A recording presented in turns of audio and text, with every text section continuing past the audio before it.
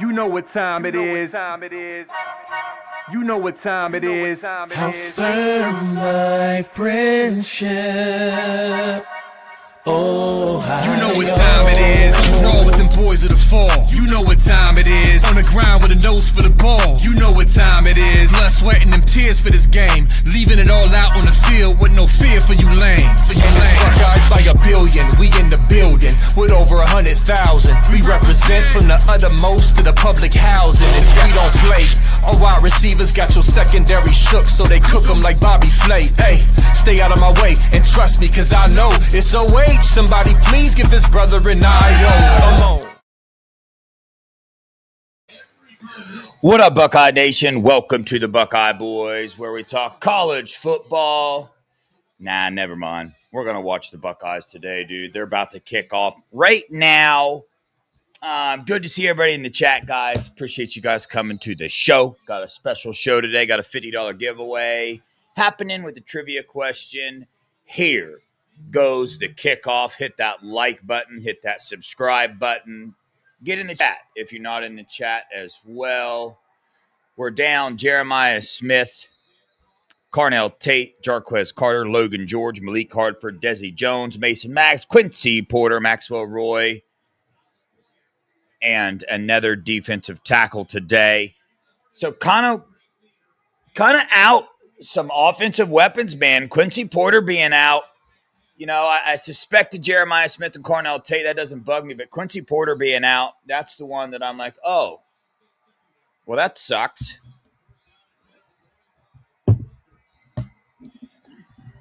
Hey, can y'all hear me good? Because my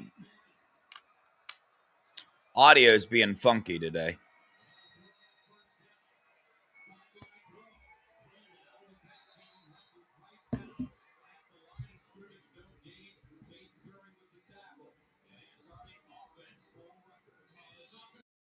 All right, good defensive play. Caden Curry with the tackle. This defense is just absolutely okay. Cool, guys. Appreciate you. Pinky, Steely, Joyce, thanks for letting me know that. All right, this defense is turned up. Who we got in the game? There you go. Todd Malone with tackle. I'm telling you, dude's been stepping his game up. Tywon Malone's confidence level is at all-time high. That was a heck of a stop. Edric Houston just subbed in for Tywon Malone now. They tried running pressure, taking a shot downfield, and he was open. Luckily, he overthrew him. Sanchez was running step for step with him.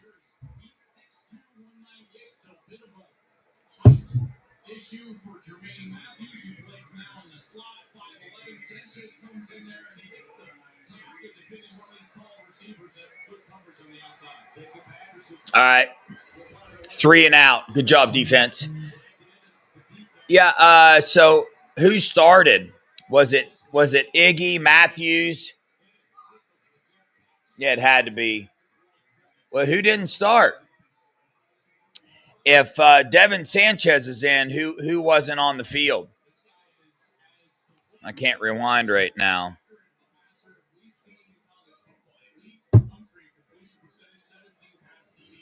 All right, here we go. Julian saying 17 pass touchdowns on the season. I think he's got 2 interceptions.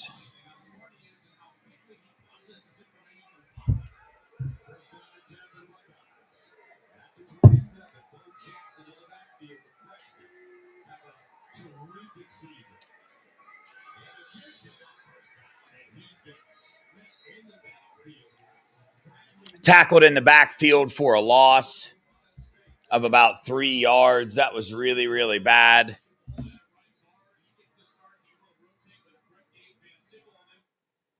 I'm curious as to who that blow up was on there.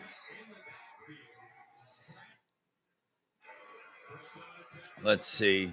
I rewinded it a little bit.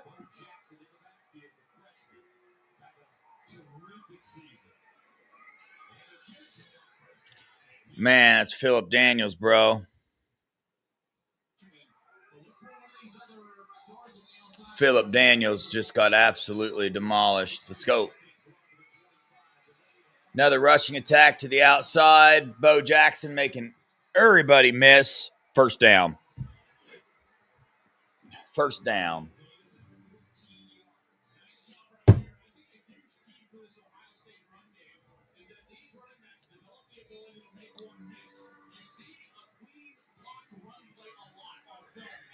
Yeah, it's probably that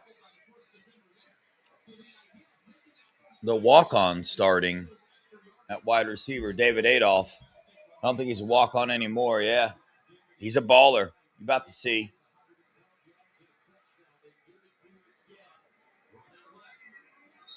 Okay, 2-yard gain, running to the left side. Bo Jackson. I'm a play behind. Oh, yeah, I didn't fast forward it enough. Whoops.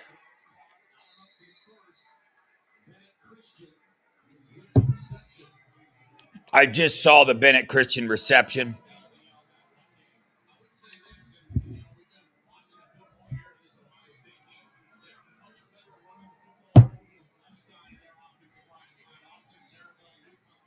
All right, got a third down, 3rd and 4.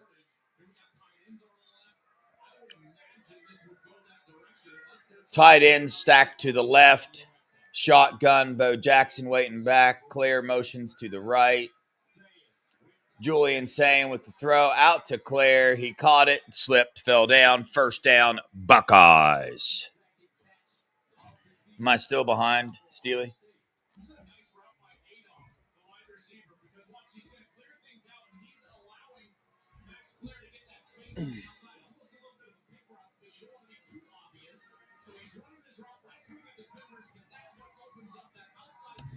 All right, here we go. First down. This one is going to be a reception to Adolph.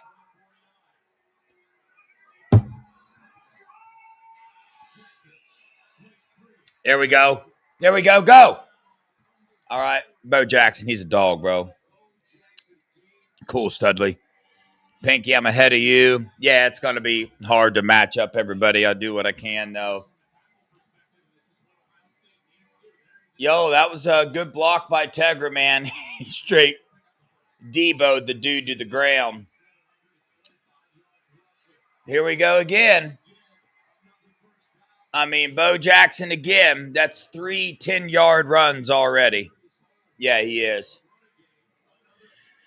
Yo, hey, the first commercial, guys, I got to run down in my truck and snag something. It'll take me 5 seconds. So when I completely disappear, that is why I did not fully prepare.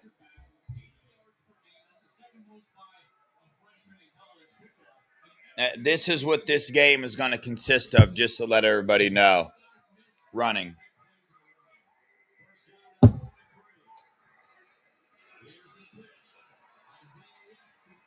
Isaiah West in the game with a 4-yard gain with a rush to the left.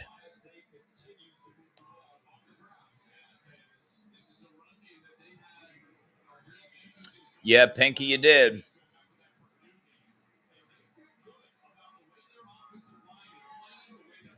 Yeah, you see clearly the running back order. Bo Jackson, Isaiah West. We've been saying that forever. I've been saying that forever, that that's what the order needs to be. That's what it is. There we go. Max Clare with the reception. It's too easy, bro. I'm telling you, these Buckeyes, it's too easy on offense for them.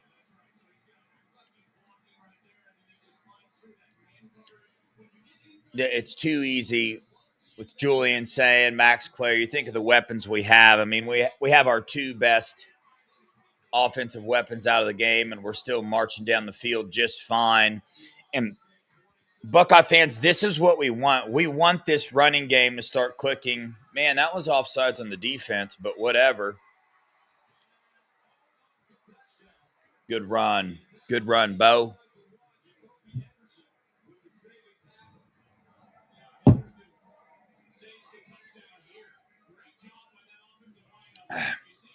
Mark, My Copenhagen's in my truck. That's why I gotta go. The commercial.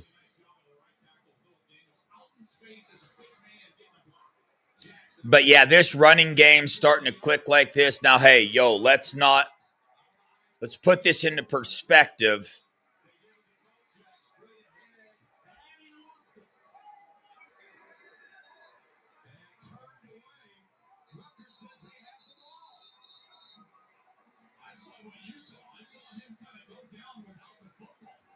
Yeah, Bo Jackson lost the football. That's no bueno.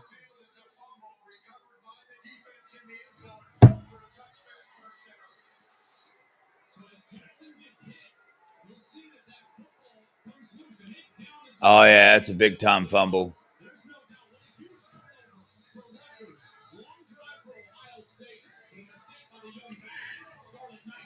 That's all right.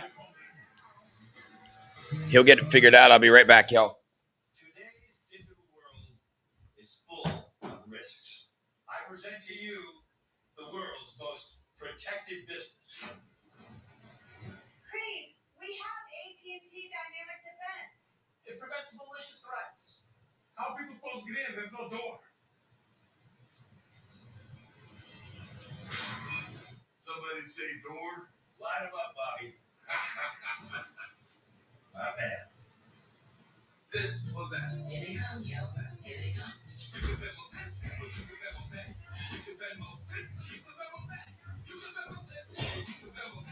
That's his first fumble of the year as a freshman running back at Ohio State. He will be okay, everybody. Everything will be okay.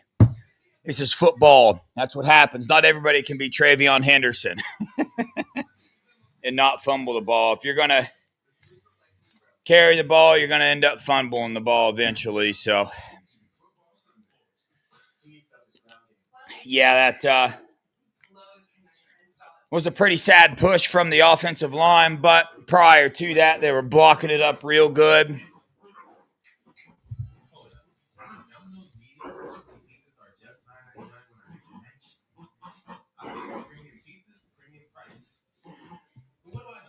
Tank's losing her damn mind. Losing her mind. But yeah, unfortunate that happens, but we were running the ball down the field very, very well. Offensive line. Hey, Tank. Just a little bit, okay? Good girl. Thank you. Yes, thank you. I see you.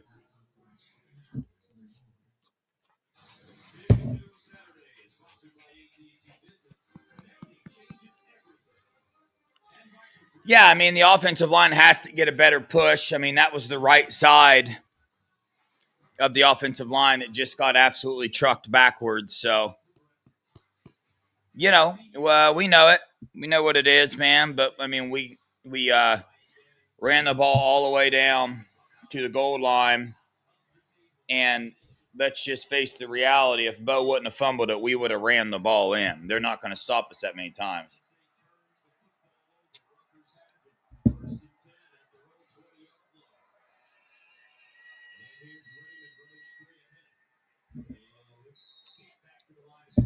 Luckily, we have a defense that is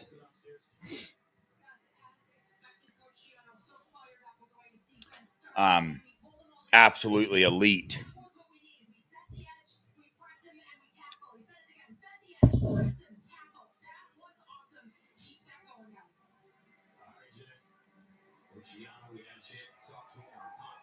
All right, here we go. Rutgers in shotgun formation with two wide to the right. He's going to take a shot, and the dude is wide open for a 12-yard gain.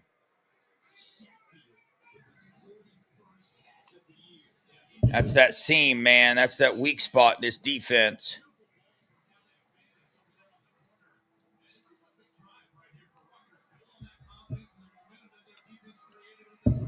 Buckeyes are there. Will not get the first down here.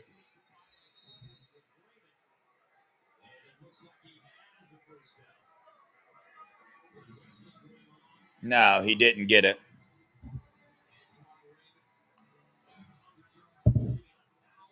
We have 53 rushing yards so far. Yeah, I know I'm a play behind.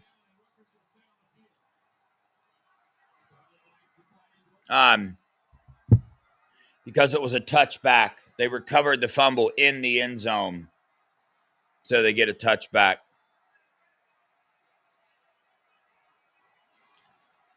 Yeah, I think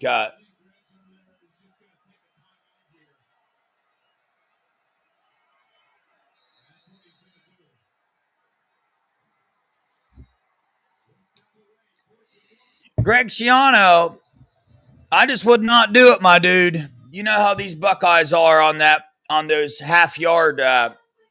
They don't like giving up half yards. You're not going to get that, Greg. You go for that, you're going to get stuffed in the backfield.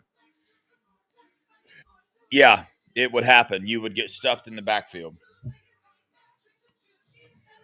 All right, so far we got 71 yards of offense total, 18 passing yards, 53 rushing yards. We have held Rutgers to 10 total yards so far. Julian saying 3 for 3 for 18 yards. Bo Jackson, 7 carries for 49 yards. Max Clare, 2 catches for 13 yards. A wide receiver has not caught the ball yet. Tywan Malone leads the team with a tackle. Yeah, bro. I want you guys to think. I think now is a decent time to well, let me start with this. Okay, guys, so scale 1 to 10, 10 being last year's defensive line. Preseason, be honest. Don't make something up because you've seen them already. 10 being last year's defensive line. Where did you expect this year's defensive line to compare? Where did you expect them? If you watch this show, you know that I expected this defensive line this year to be better in some ways and worse in some ways. Chris, Gus Johnson is an absolute clown. 6 or 7, 7 or 8. Now answer this, guys. Where do you think they are? Where do you think they are? Like in comparison to last year's defensive line? Because I think this year's defensive line does a little better job at getting pressure on the quarterback when they pressure, which isn't much.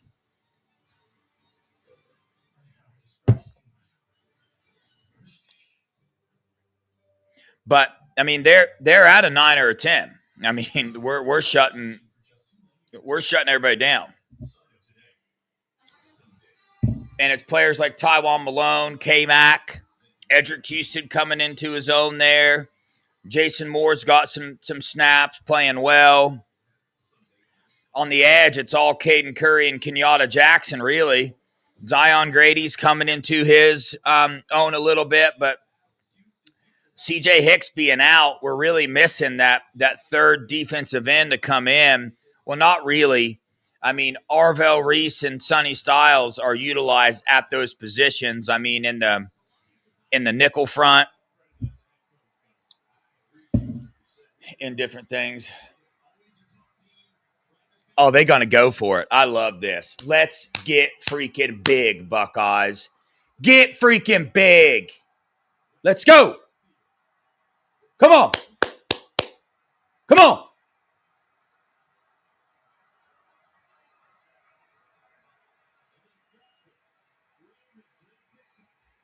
Not today, son.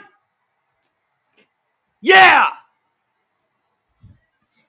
I told you, Greg. What are you thinking, dude? What are you thinking?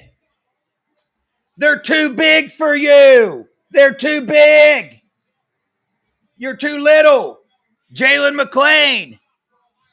You're too little. Rutgers, you're too little.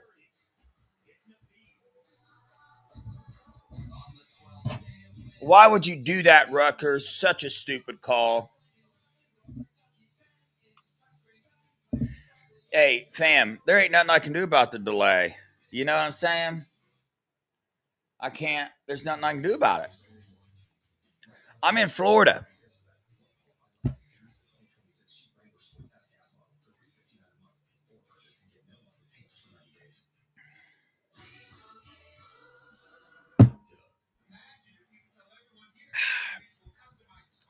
That's big time, bro.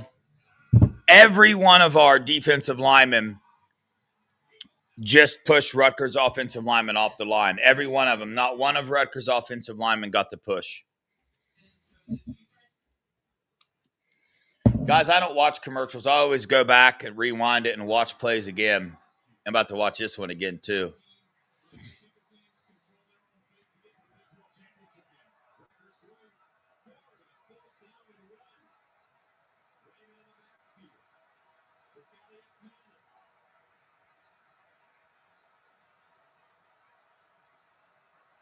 Bro, Sonny Styles and Arvell Reese just. So that was Caden Curry, Tywan Malone, K-Mac, Edric Houston, and Kenyatta Jackson.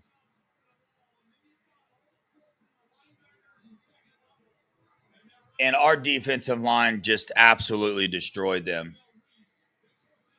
That was a big, big time tackle by Jalen McClain. Did not move an inch when he tackled him.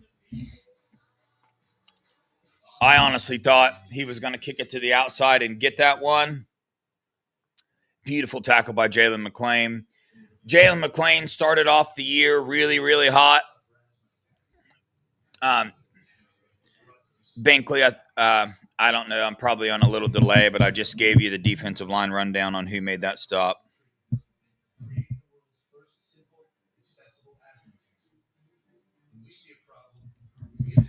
But guys, these announcers they're just pathetic. I mean, Joe Klatt's on here saying, man, Rutgers is putting together a nice drive. They have 9 total yards. Shout out Nevada. He just texted me that, but I don't even pay attention to him. But Gus Johnson, Joe Klatt, man, they should not call Buckeye games anymore.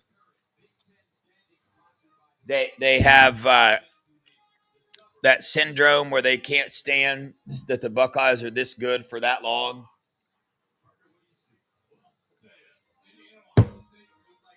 Hey, check this out.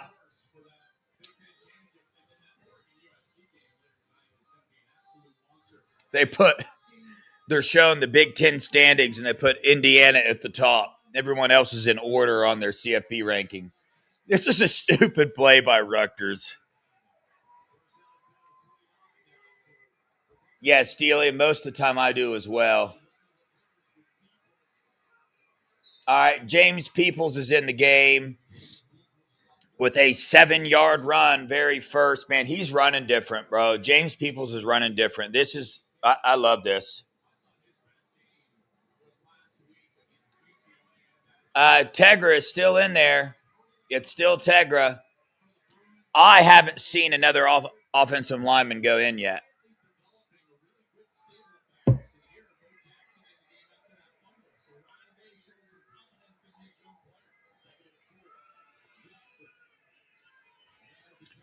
All right, Tegra. Guys, that was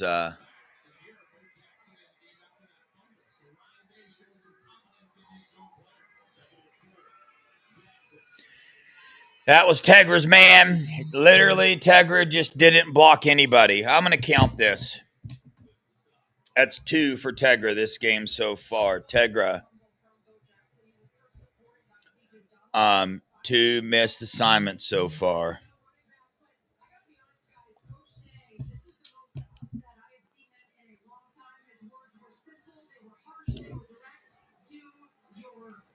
Guys, this is confusing. I missed the last play. Rewind and looking for stuff.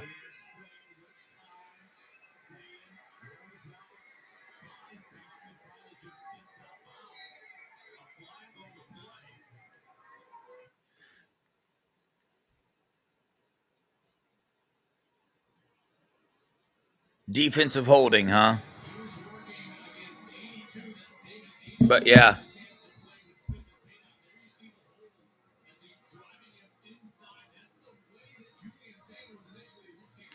Defensive holding on Rutgers with David Adolph. Tegra, let's go. Let's go, Tegra. Step it up, brother. You got this, dude. The dude's a beast when he plays ball, man. The dude's a beast.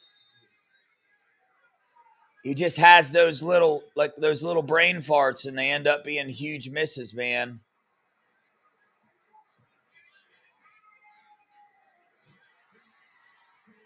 That's what happened when Tegra demolishes people, because that's what he just did. Tegra just double teamed with Carson Hinsman, and they absolutely demolished that dude.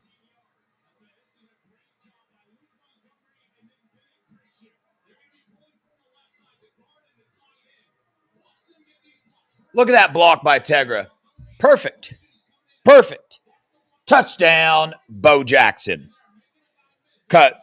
I think this is why you see the coaching staff keep relying on Tegra, because when he does execute, he executes at such a high level, that they love it, right? These Tegra's potential is just out of this world. The size, I mean, he's what is he, 6'5", 330 pounds. So when Tegra does his job, he does it very well. But when Tegra misses, it's the consistency, man. It's just like, I feel like, guys, if you had to guess, what do you think Tegra's average is on missed assignments or missed blocks per game? I want to give it 5. I want to say Tegra has about 5 missed assignments and or blocks per game.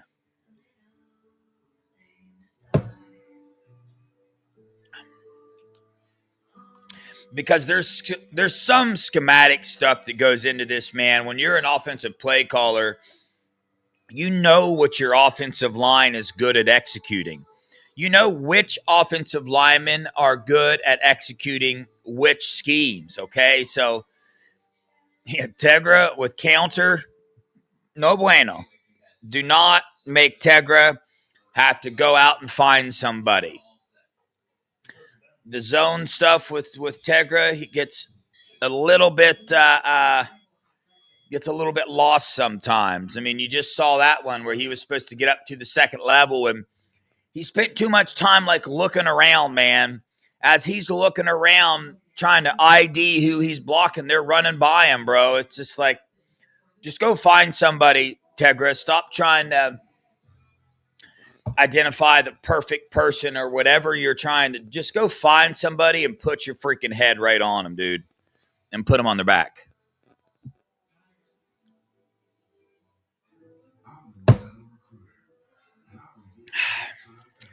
Yo, hit that like button for us, please. I will be asking a trivia question at some point in time during this live stream. The winner of that trivia question, I'll Venmo, Cash App, or Zelle $50 too. You can spend it however you would like. But you have to email me at thebuckeyeboys with 3 Z's at gmail.com so I can get your information to get you that sent. I need to look up some trivia questions.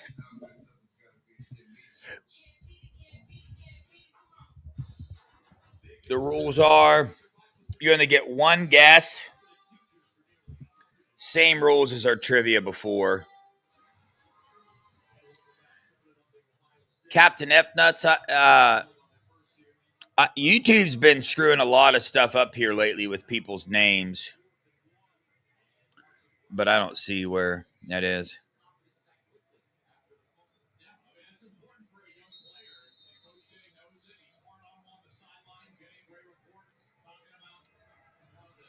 Yes, Mark Allen. Yeah, the O-line is playing good. I mean, a couple missed things, but like I said, when they When they execute at a high level. All right. We're up to 92 total yards, still in the 18 passing yards. We're up to 74 rushing yards already. Julian Saint still 3 for 3. Bo Jackson still the same.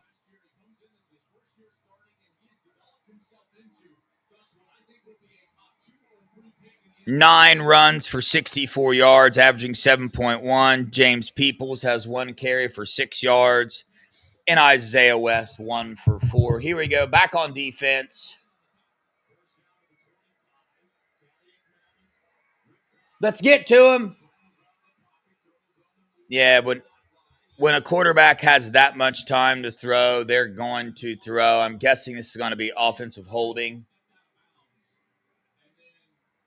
Oh, no, it's not. Ineligible receiver, illegal touching.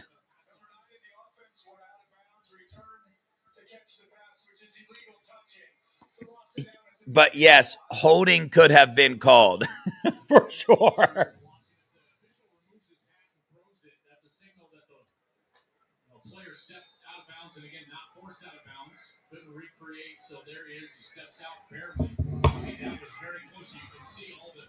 Yeah, no, they had Kenyatta wrapped up from behind. That's what sucks, man. These officials aren't calling that.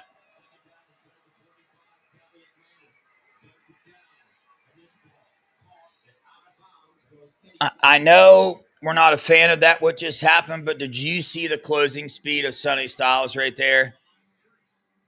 The fact that he did not let him get a first down right there, that's absolutely wild. That is fast. All right, Caden Curry, Houston, K-Mac, Kenyatta in the game right now. Arvell Reese is on the edge.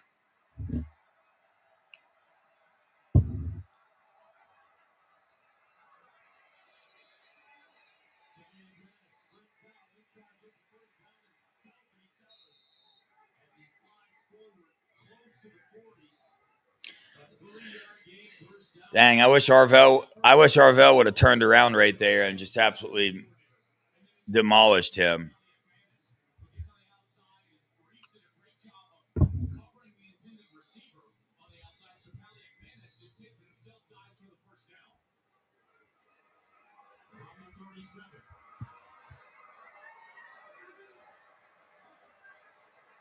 Here we go. Interception, baby.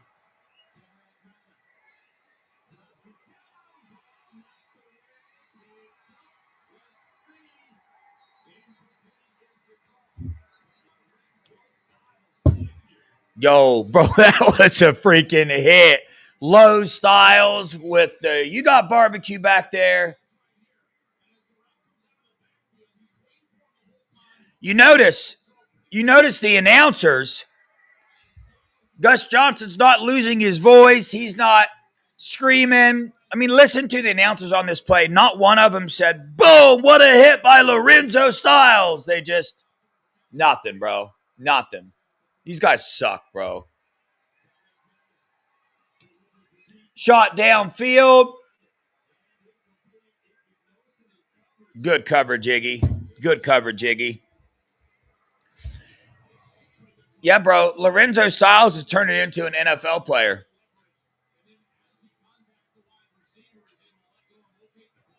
Listen to Joe Klatt. As he contacts the wide receiver, he's able to locate the ball. Shut up, Joel. Shut up, bro. Just be quiet. You're ignorant. You're ignorant, bro. My God, I got to put it on mute, guys.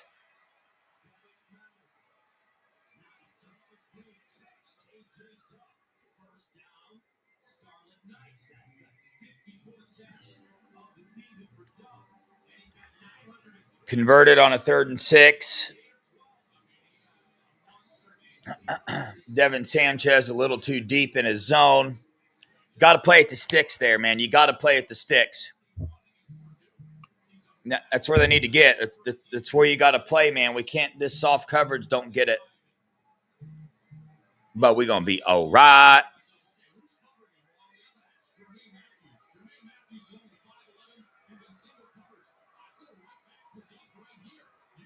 Was that Sanchez or Matthews over there?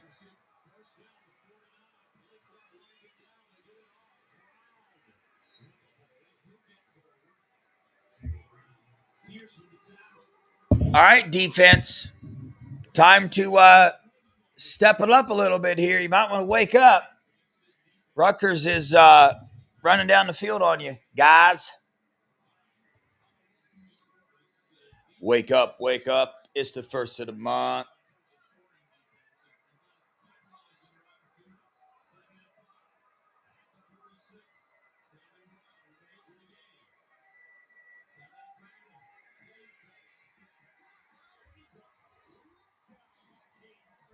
Caden Curry with the sack, baby. That's what we need, man. He has had way too much time in the pocket. Way too much time.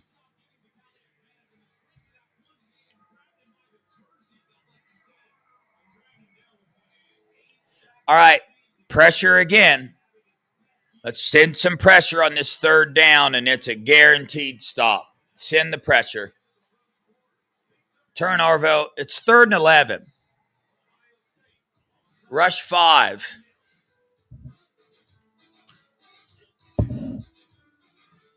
I-O, John P. I-O. That's good stuff. Hey, let's see what's up in the rest of college football real fast. Isn't Oregon and USC playing right now?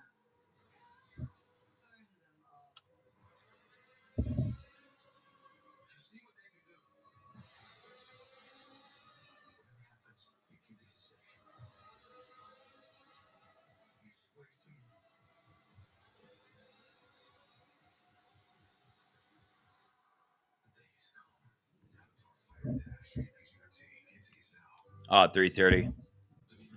What round is who drafted? Caden Curry. Caden Curry will go in the 3rd or 4th.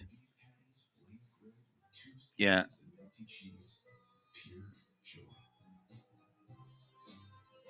Well, what round did Jack Sawyer go in? The 5th round? That's where Caden Curry will go, where Jack went.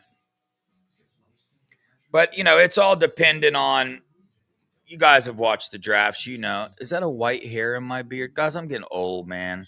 See, I don't dye my beard, guys. You see that?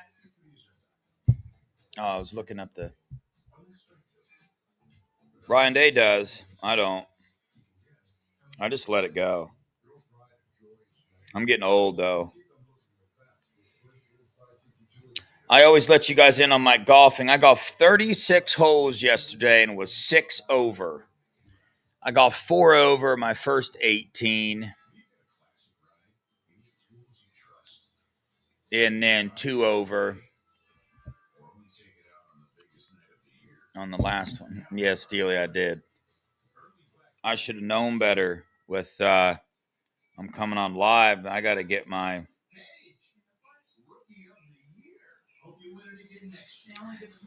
beard dye game up.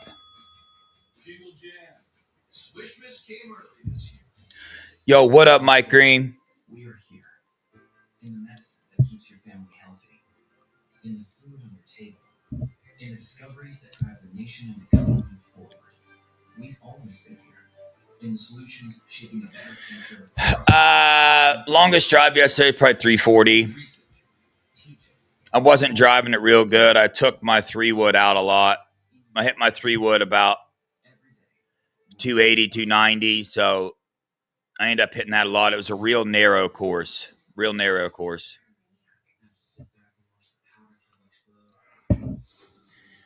Matter of fact, no, my longest drive was around 350 because I drove it over.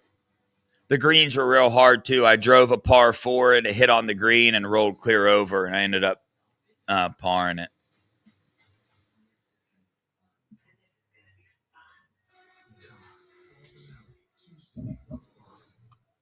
Mike Green, because J.J. Smith and Carnell Tate aren't playing, and we're just rushing the ball the entire game. We're not passing it downfield. We're not doing any of those things.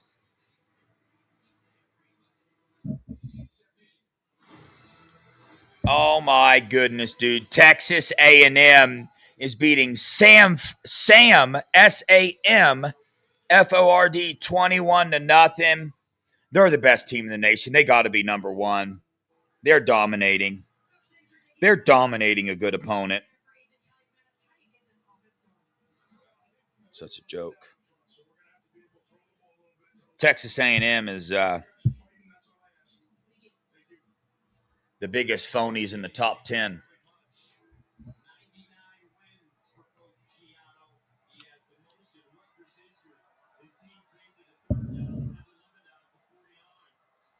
Yeah, and the announcers,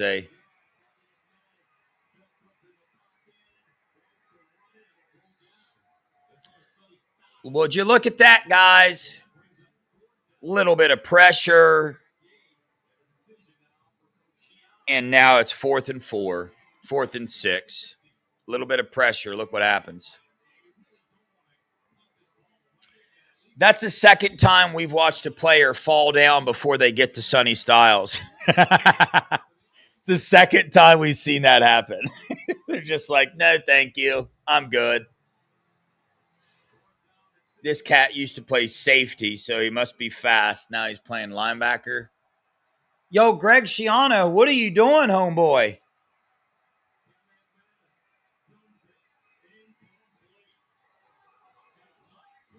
Bad call, man. Late flag, bad call. That's sad. No. Did you guys see how late that flag was? Let's hear Joel clap.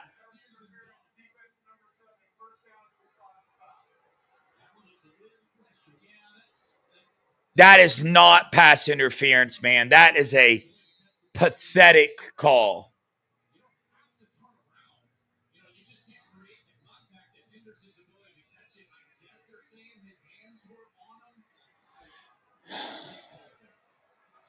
Oh my God, dude. Joe Klatt and Gus just said they agreed. They said that was a bad call. That's wild. Somebody write that down. Somebody write that down. Let's go, defense.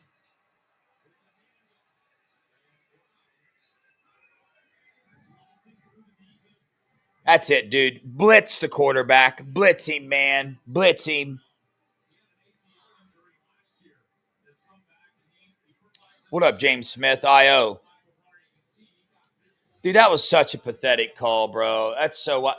I mean, the flag came in way late, too. That's bad, man. Come on. Bro, these officials need to be held accountable for this shit. Excuse me. Stuff. Sorry.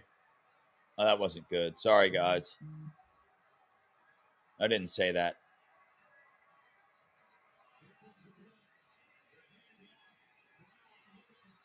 Yo, get the dude on the ground. Bro.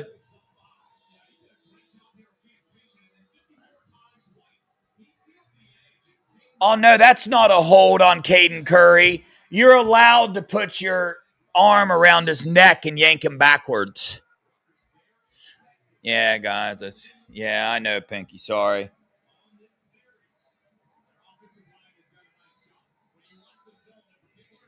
No, the offensive line hasn't done a good job. They just had their arm wrapped around Caden Curry's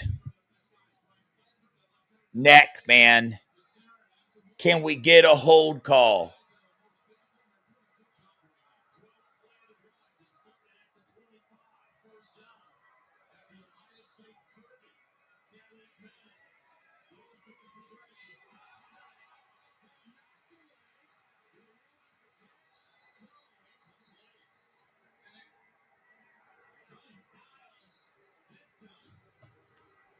Both Styles brothers, look at them.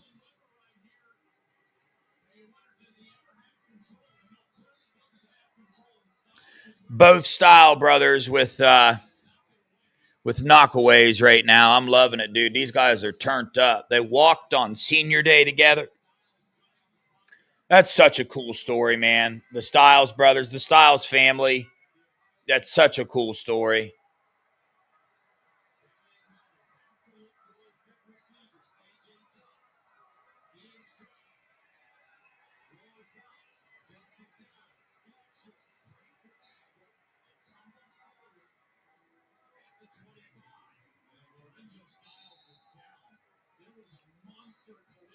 Dang, man. Missed tackle. Andy got hurt.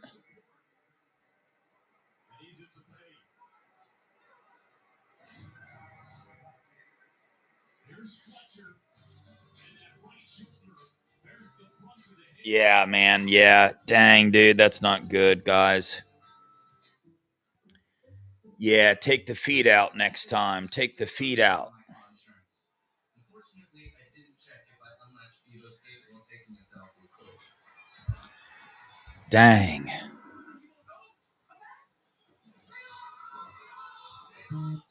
No, it's a shoulder. That's a. He's got. That was the shoulder he's had trouble with. Low Styles. The last injury is a shoulder, so that's the same shoulder, man. It just got hit, dude. I've done that in basketball before. Ran into the wall real hard right behind the basket. Just my shoulder. Oh, dude, it took me out, bro. Them shoulder injuries. No, it didn't look good, guys. Especially because that's an old injury as well. I want to see Bryce West or Aaron Scott in the game. Put Bryce West or Aaron Scott in, please. Please. Please.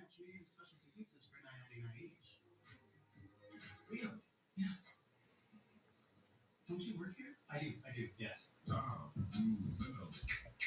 for calling Discover. Hi, I just received a Discover card. It says cashback. What's cashback? Buy what you need, earn a little extra back. Even on a baseball bat? You betcha. How about a friend number?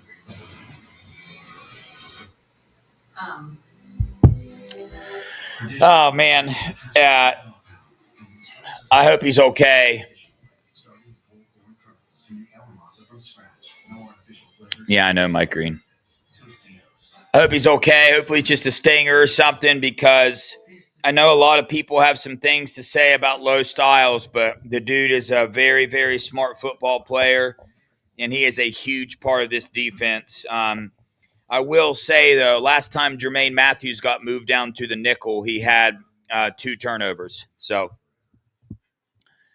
he's pretty good there, but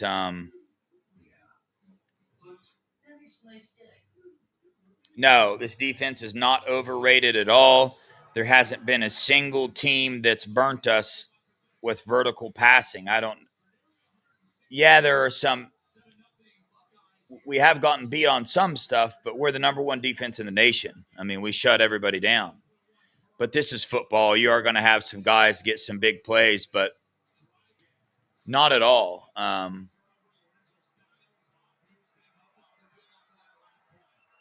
3rd and 6. Let's get some pressure.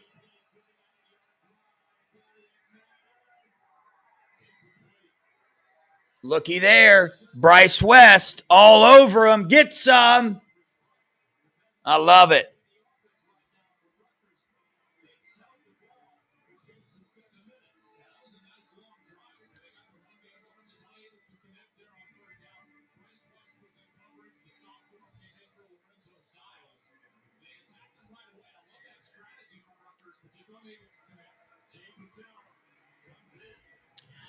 I don't know. Illinois was pretty good. They got a pretty good offense and a pretty good quarterback. Washington, pretty good. We've played, I think, three top 25 offenses in the nation.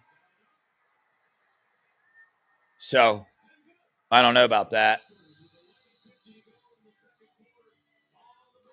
People sleep on Texas too.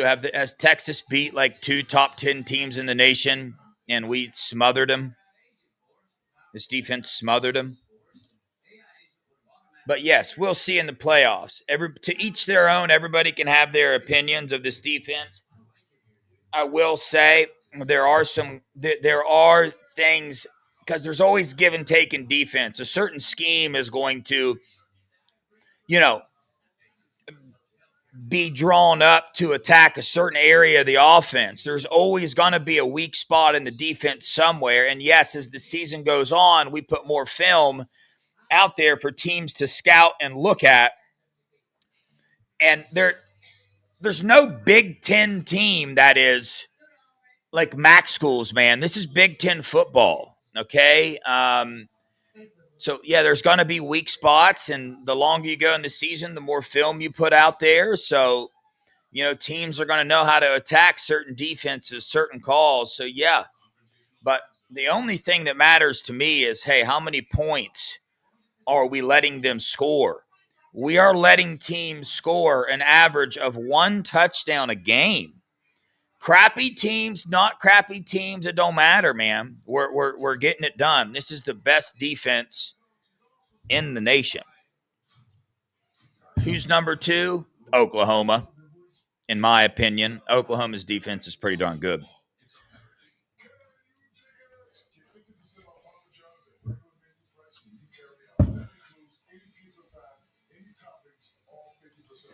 Dude, Styles is I want Styles to be okay and to keep starting on this defense. He's a big-time player, man. There's a reason he's starting. There's a reason he's there. When you saw who we could replace him with, Jermaine Matthews. Jermaine Matthews created 2 turnovers, had an interception, a fumble, a sack fumble, and all those things. Yet the coaches still put Low Styles back in there because of how smart he is at playing, man. Because they ask him to do a lot. He goes from nickel to safety to all over the field. So, yeah, man. Mike Green, yeah, he is very, very smart, very much so.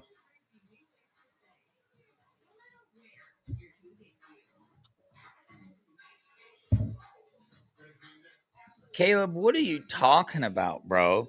We better hope Smith and Tate are back next year or it will be 5 in a row. Oh, you mean next week for the game? No, I'm convinced that even if Tate and JJ don't play, that we will still beat them. But we'll tell you this. The reason JJ and Carnell are not playing today is so they can play next week. So Ryan Day can tell you all he want. They're focused on one game at a time, but no, man, they want everybody healthy for next week's game. Cardell Tate and Jeremiah Smith are playing next week. It's a fact. I promise they're playing. Rutgers kicked it out of bounds.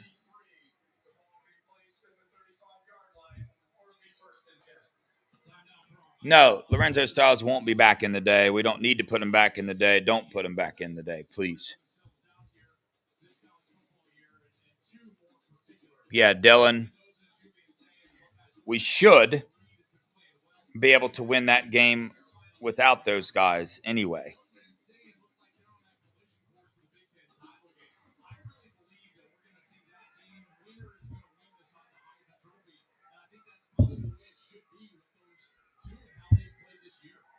All right, here we go. Julian Sand, handoff to Bo Jackson, tackled in the backfield, 2-yard loss.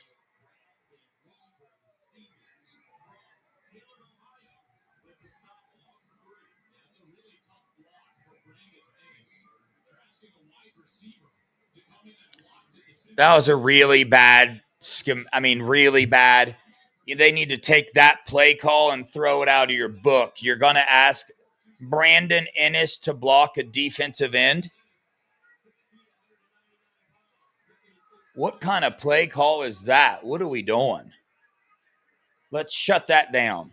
Let's throw that out.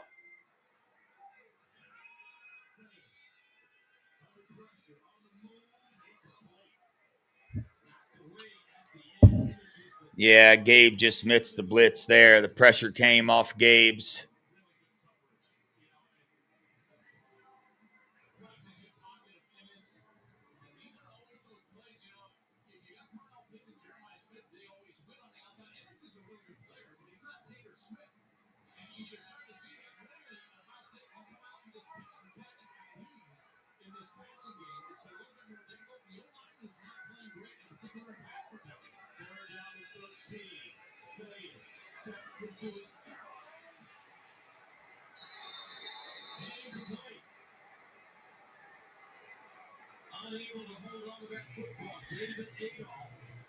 Really, really bad.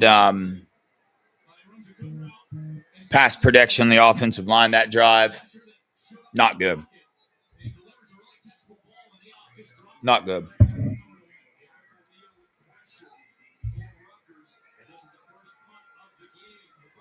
I want to go back and look at that to see if that contact was early.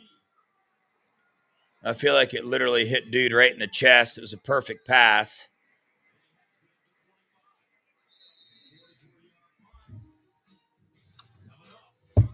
Where'd my remote go? Yeah, Buckeye Born, they were getting killed on stunts, had them twisting and turning all over the place, man. But that, I feel like that should have been a catch. I'm watching it again. Oh, yeah, bro, you got to catch that. You got to catch that. I mean, that was a beautiful throw. Beautiful throw. You got to catch that, Adolph. I just talked you up, told everybody how good you were, and you go out and do that. Come on, brother.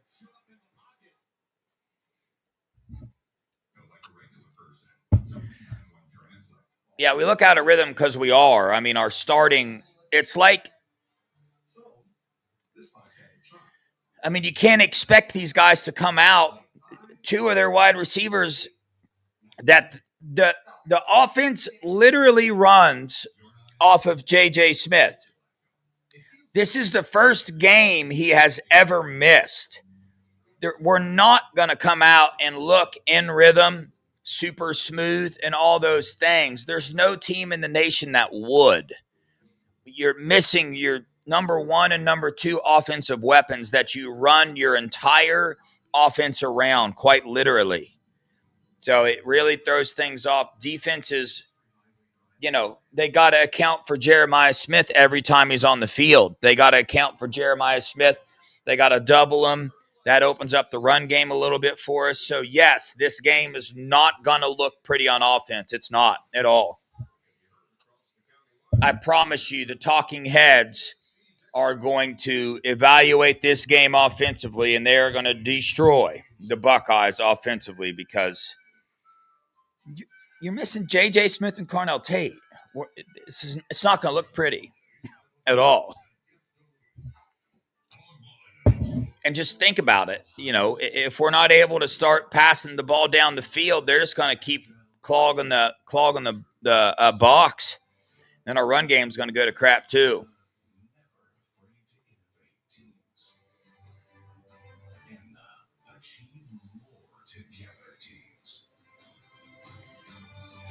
No, B-Wash, I don't give you crap for that. I think that's not a bad thing to say. It's the truth, man. Ever since Carnell Tate, when Carnell Tate doesn't play, you see how it affects our offense. But, I guess I don't know how true this is. Is it true to say that like any other team that would lose a weapon like Carnell Tate would have some offensive struggles? I mean, we've still dominated and won. Quincy Porter is on the that's what hurt today. I'm fine because when I saw Quincy Porter wasn't playing, I was like, oh, dang, dude, that's not good because that dude's a 5-star beast. He would be making some catches right now.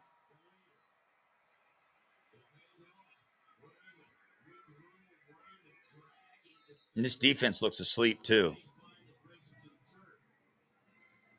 Yeah, Mike Green. I don't know, man.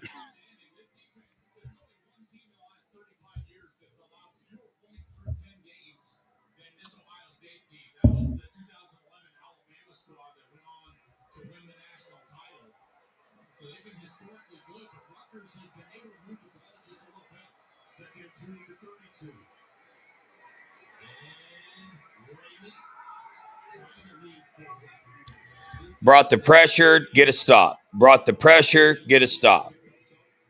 Look at the pattern. Look at the pattern.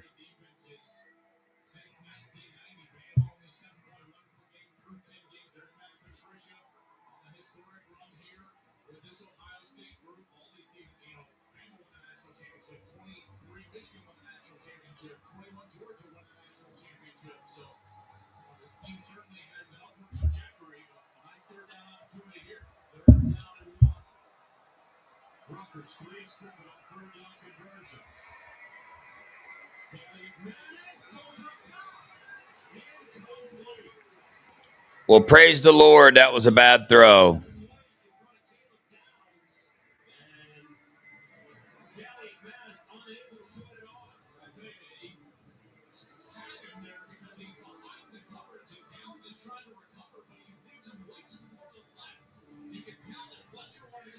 I'm surprised they didn't call PI right there.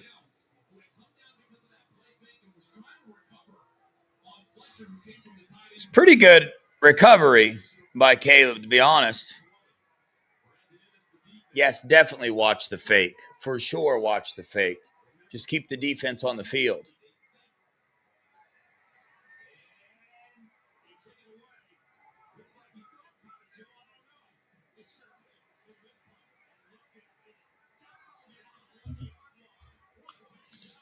Why don't we catch that? Is there a reason we don't catch that punt?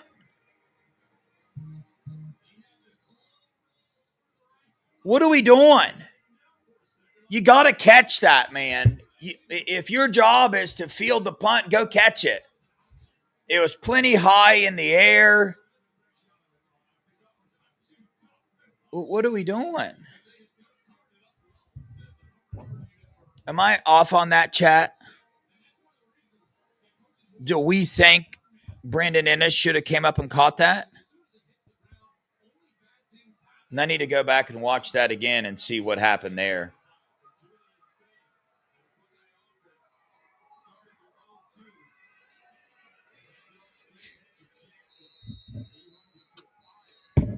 Very flat today. We are sleepwalking through this, man. Looks like you should have let Carnell and JJ play there, big dogs.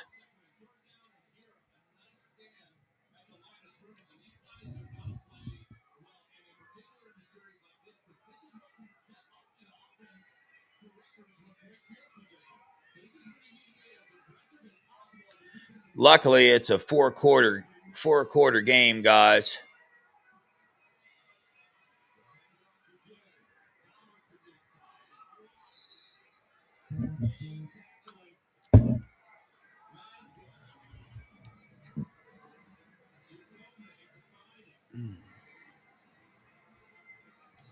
Oh, yo, check out what Dennis sent me.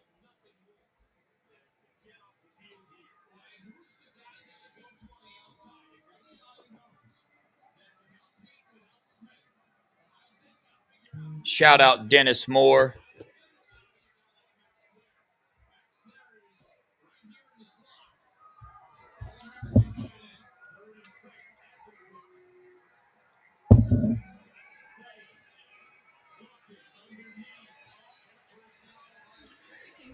Okay, here we go. Let's keep doing that. Let's go.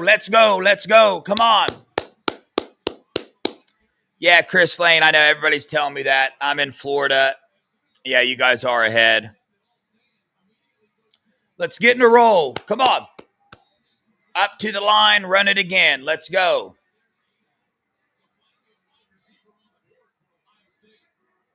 First catch by a wide receiver comes in the second quarter with 7 minutes to go.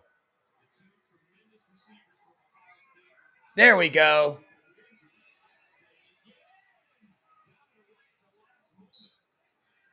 Let's go, offensive line. Oh, Chris, yeah, I don't know. Maybe I rewinded it. No. Yeah, I'm on YouTube TV.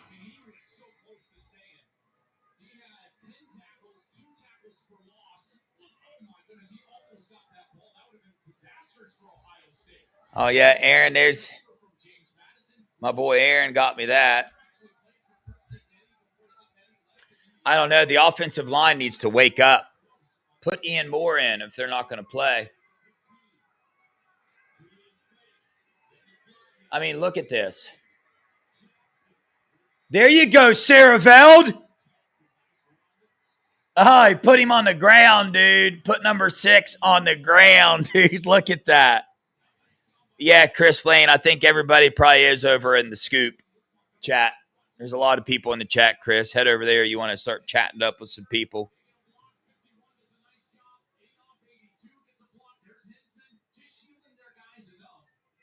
Or was that Luke? Who went out there and made that? We got to run some tempo. I agree. Got to get some tempo going here.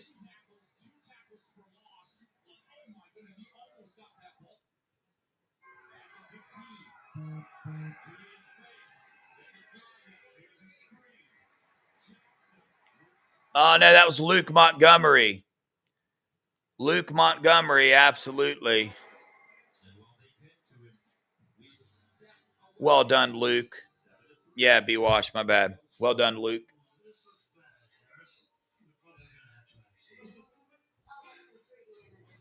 Tanker! Tank, come on, girl. Come on, Tank. Innovation changes everything. I'm a puppy. With one investment, you can access the NASDAQ 100 innovators who are rethinking the world. Before investing carefully, we consider fund investment. I didn't show you guys. The 3 for Me only at Chili's is now available with the all-new Big I got the book. Started reading a little bit of it. Chris, why are you such a... No, hey. I didn't read it till now. Let's play nice. We're all Buckeye fans.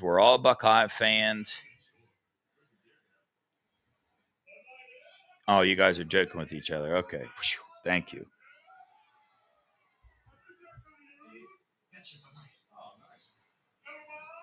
Anything for the clean, crisp taste of Bud Light. SoundCloud chose the Capital One Spark Cash Plus card. Their business earns unlimited 2% cash back on everything they buy. Yeah, man. Ryan Day with this whole running it up the middle. Let's put 4 tight ends in. Everybody knows what we're doing when we do that. Everybody knows. Literally, everybody knows what you're doing. Nah, that's too easy. All right, I'm going to ask this one. I got it. I got the trivia question I'm going to ask. I might ask 2.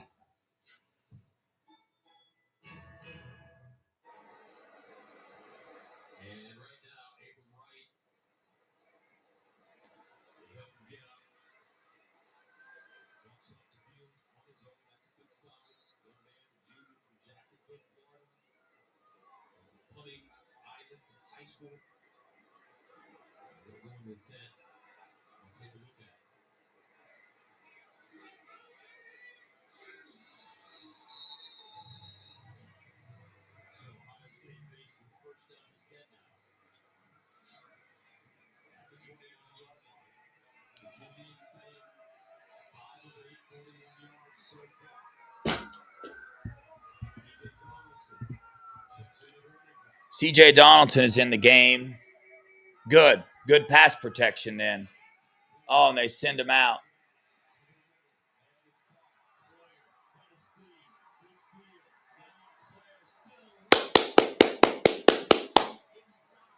I love it.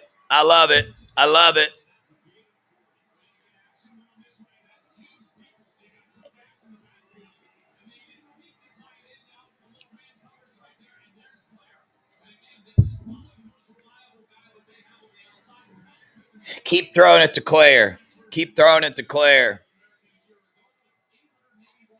Look at saying, go.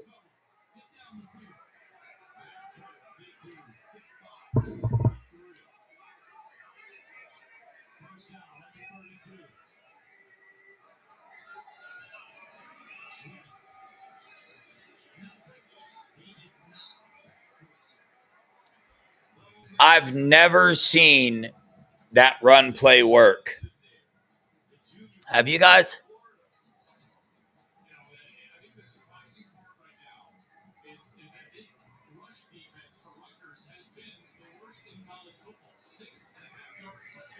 This is the worst. Yeah, this is the worst rushing defense in college football. And they have like 3 tackles for loss on this team. It's definitely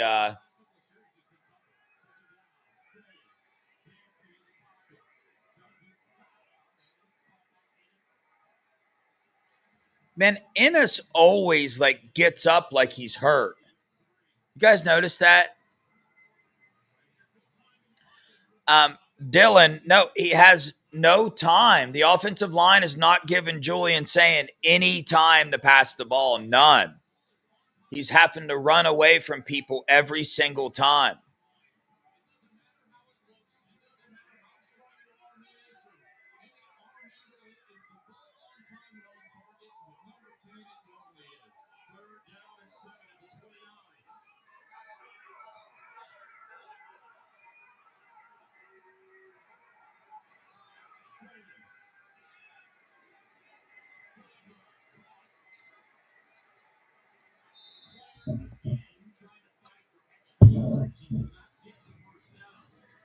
It's not the right side, guys. It's the right guard.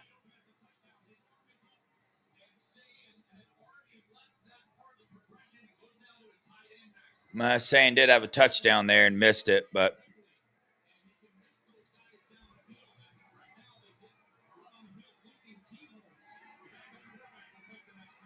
oh my God.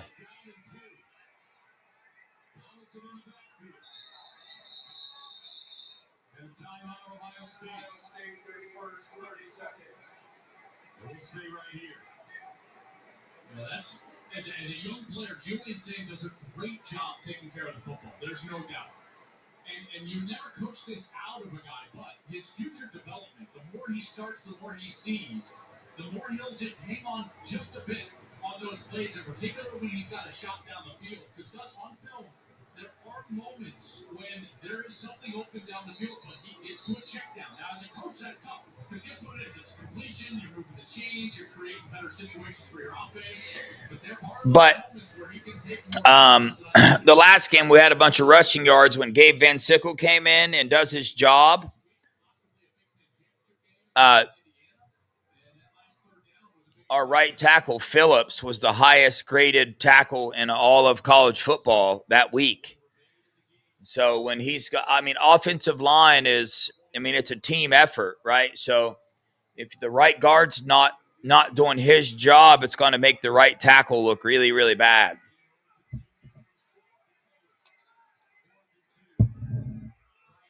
Oh, praise the Lord. We were doing that dang.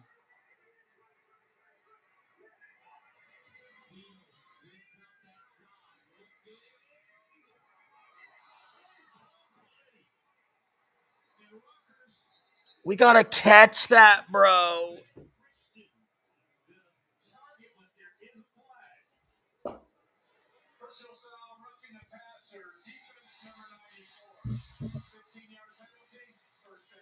Guys, listen, we just got to hang on for this game, Buckeyes. We just got to hang on for this game.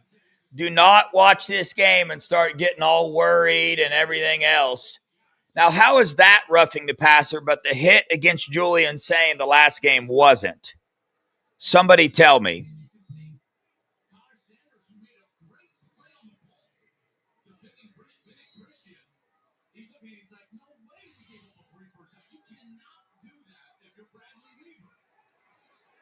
Bradley Weaver, I think he's from Ohio.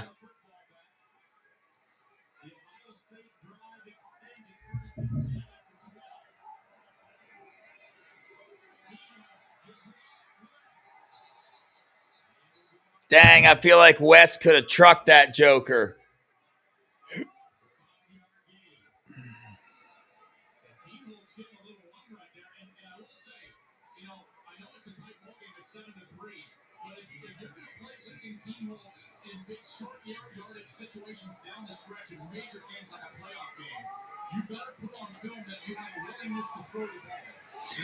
Yeah, dude, that was a pretty good throw by Keen Holtz, man.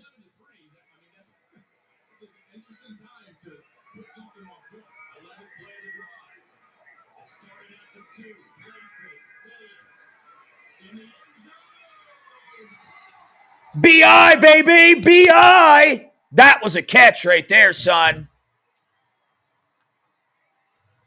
Heck yeah. Hey, don't worry. If you guys are ahead of my feed, type whatever you want in the chat. I'm okay. I know you guys probably saw the touchdown way before me.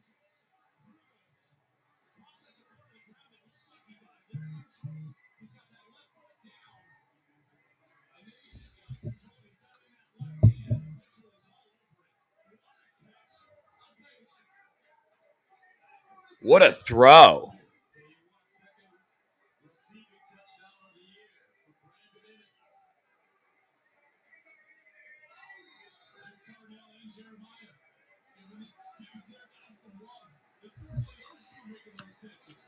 Oh, I can't wait for this. We just saw the clip. Did you guys see JJ limping on the sideline?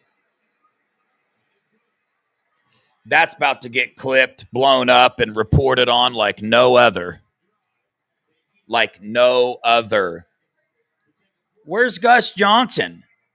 Where's Gus Johnson and his calling right there? That was a beautiful throw, beautiful catch.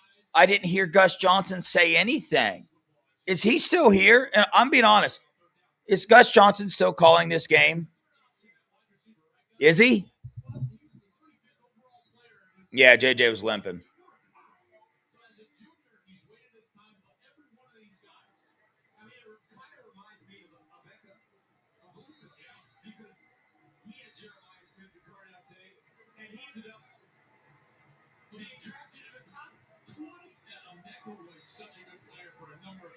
This is really Ennis' first opportunity to be a starter. You look at what they've got in their room right now. All five-star players. Tate Ennis, Jeremiah Smith, Michael Gray not playing today. Quincy Porter not playing today. Bro, yeah, Gus is being silent.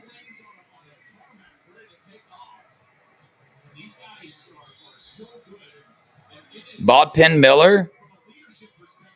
Bob Penn Miller's got 2 to 3 more years in the program before he develops at the wide receiver position. He did not play wide receiver in high school. We recruited him as a wide receiver.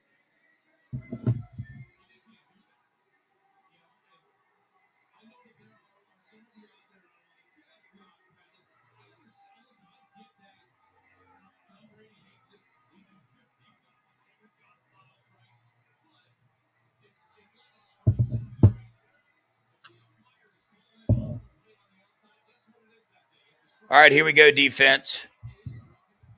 Yeah, I know Gus is from Detroit and a huge Scum fan.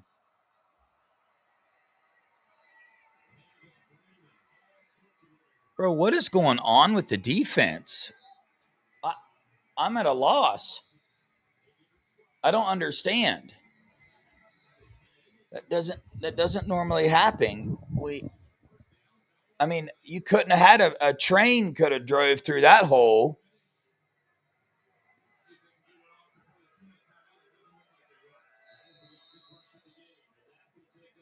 That's wild, man. Guys, I'm gonna be honest with you. I'm not worried about anything. I know that offensive line. I know our backup wide receivers. I'm not worried about anything on defense for sure, or run defense. I'm not worried about any of that. You might. Oh, the whole D line were backups. Oh, okay. Yeah, I didn't see who was in. Yes, Smith's injury is a tight hamstring. It's literally a tight hamstring. He could have warmed up and played in this game. If you guys play sports, you know that, like, if you get tight or something or you feel real sore, once you warm up, it literally goes away. You don't feel it. And then once you cool back down, you start to feel it again. That's JJ Smith. He will play in the Scum game. It's literally a strained hamstring. But once he warms up, gets on the bike, that's why you've been seeing him on the bike. Like when the offense is not on the field, you look over the sidelines, there's one player on the bike. Who is it? JJ Smith. Why? Because he has a tight hamstring. He's keeping it loose.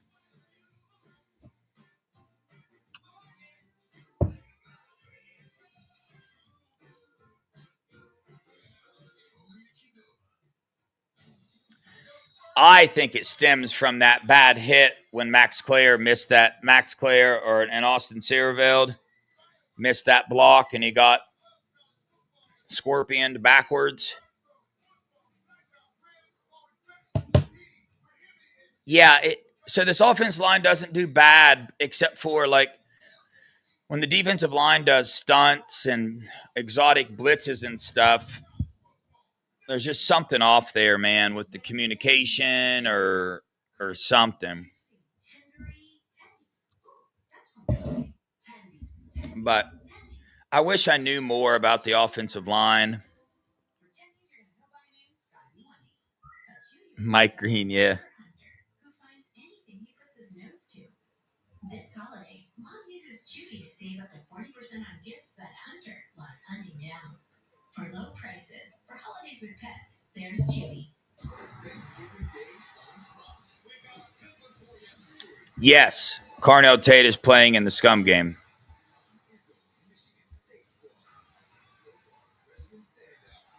They're both in a similar situation.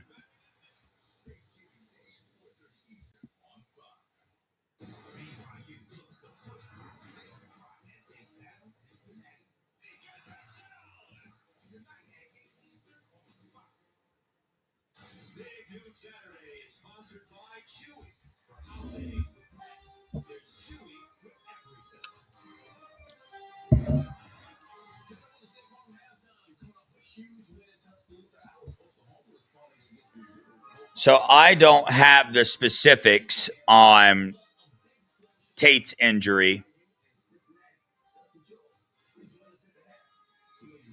Other than what I have is that he could have played last game at 90%. And they're as healthy as a player could possibly be at this point in time in the season. This is a precautionary thing where we're looking. There you go, defense. Where you're looking ahead to the playoffs and you're looking ahead to the scum game. Like, as bad as the Buckeyes are looking in this game, there's no reason to play JJ or Carnell. There just isn't. We got to get to him. Look at Iggy, dude. Iggy's a shutdown corner this year, bro. That is wild. Iggy's playing himself to the second round of the NFL draft.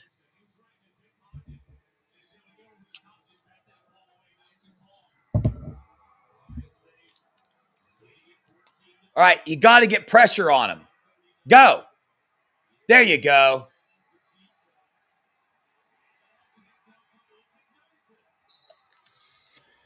Iggy, baby!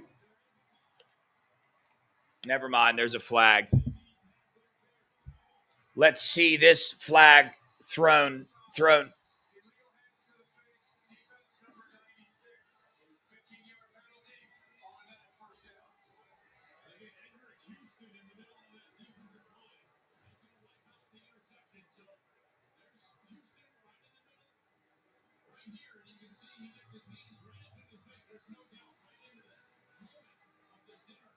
Edric, what are you doing, bro?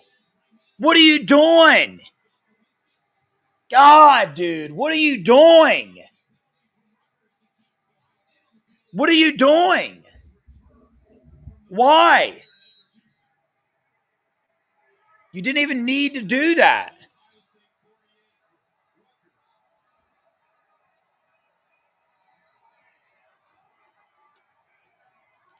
You talk about sucking the energy. That was an ignorant play.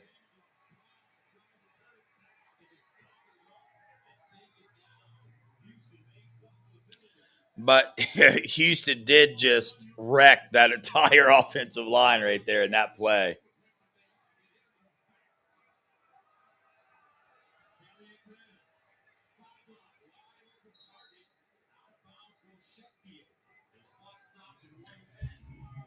Bro.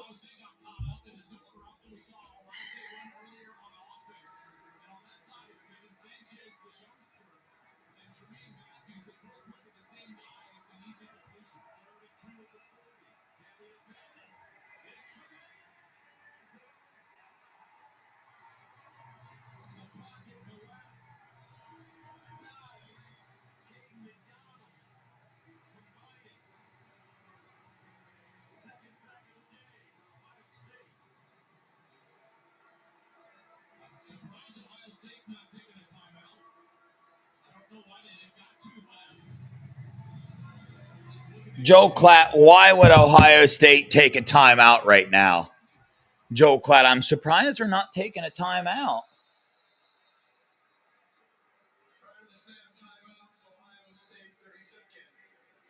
I spoke too soon. Now I look like an idiot. I don't think we should have called a timeout. There's 40 seconds left. What have we done to show? What happened the last time we called timeouts and tried to go down and score? Does anybody remember? I don't care. Knee the ball. Knee the ball. I do not want Ohio State to call a timeout.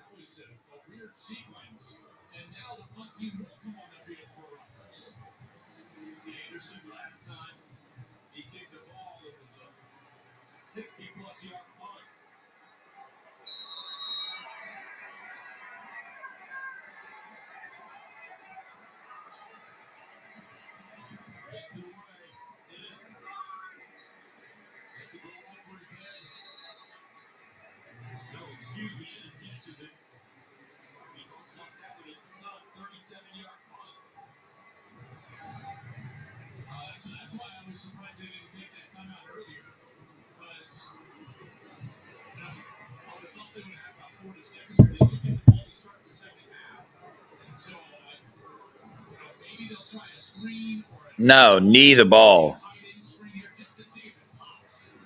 No, I say knee the ball. That's what I say.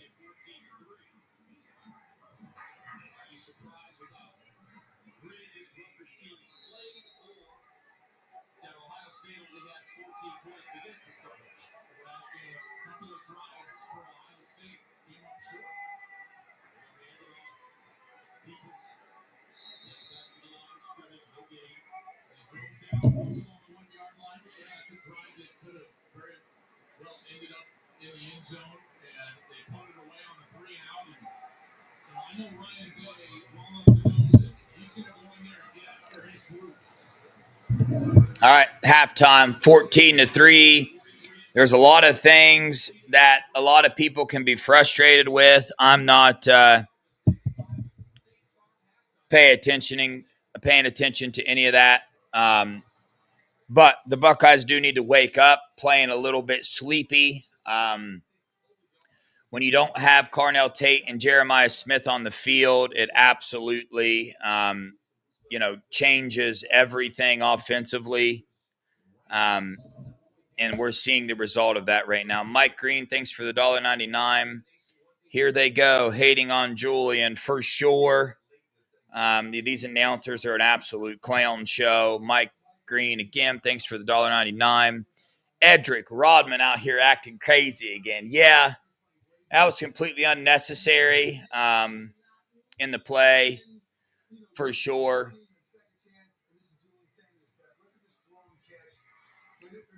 I mean, you say you can be frustrated at the wide receiver talent, but look at the catch that Brandon Ennis made in the end zone. And keep in mind that these other wide receivers that are on the field, they're not the starting wide receivers. It takes multiple game reps for the quarterback and wide receivers to build chemistry together.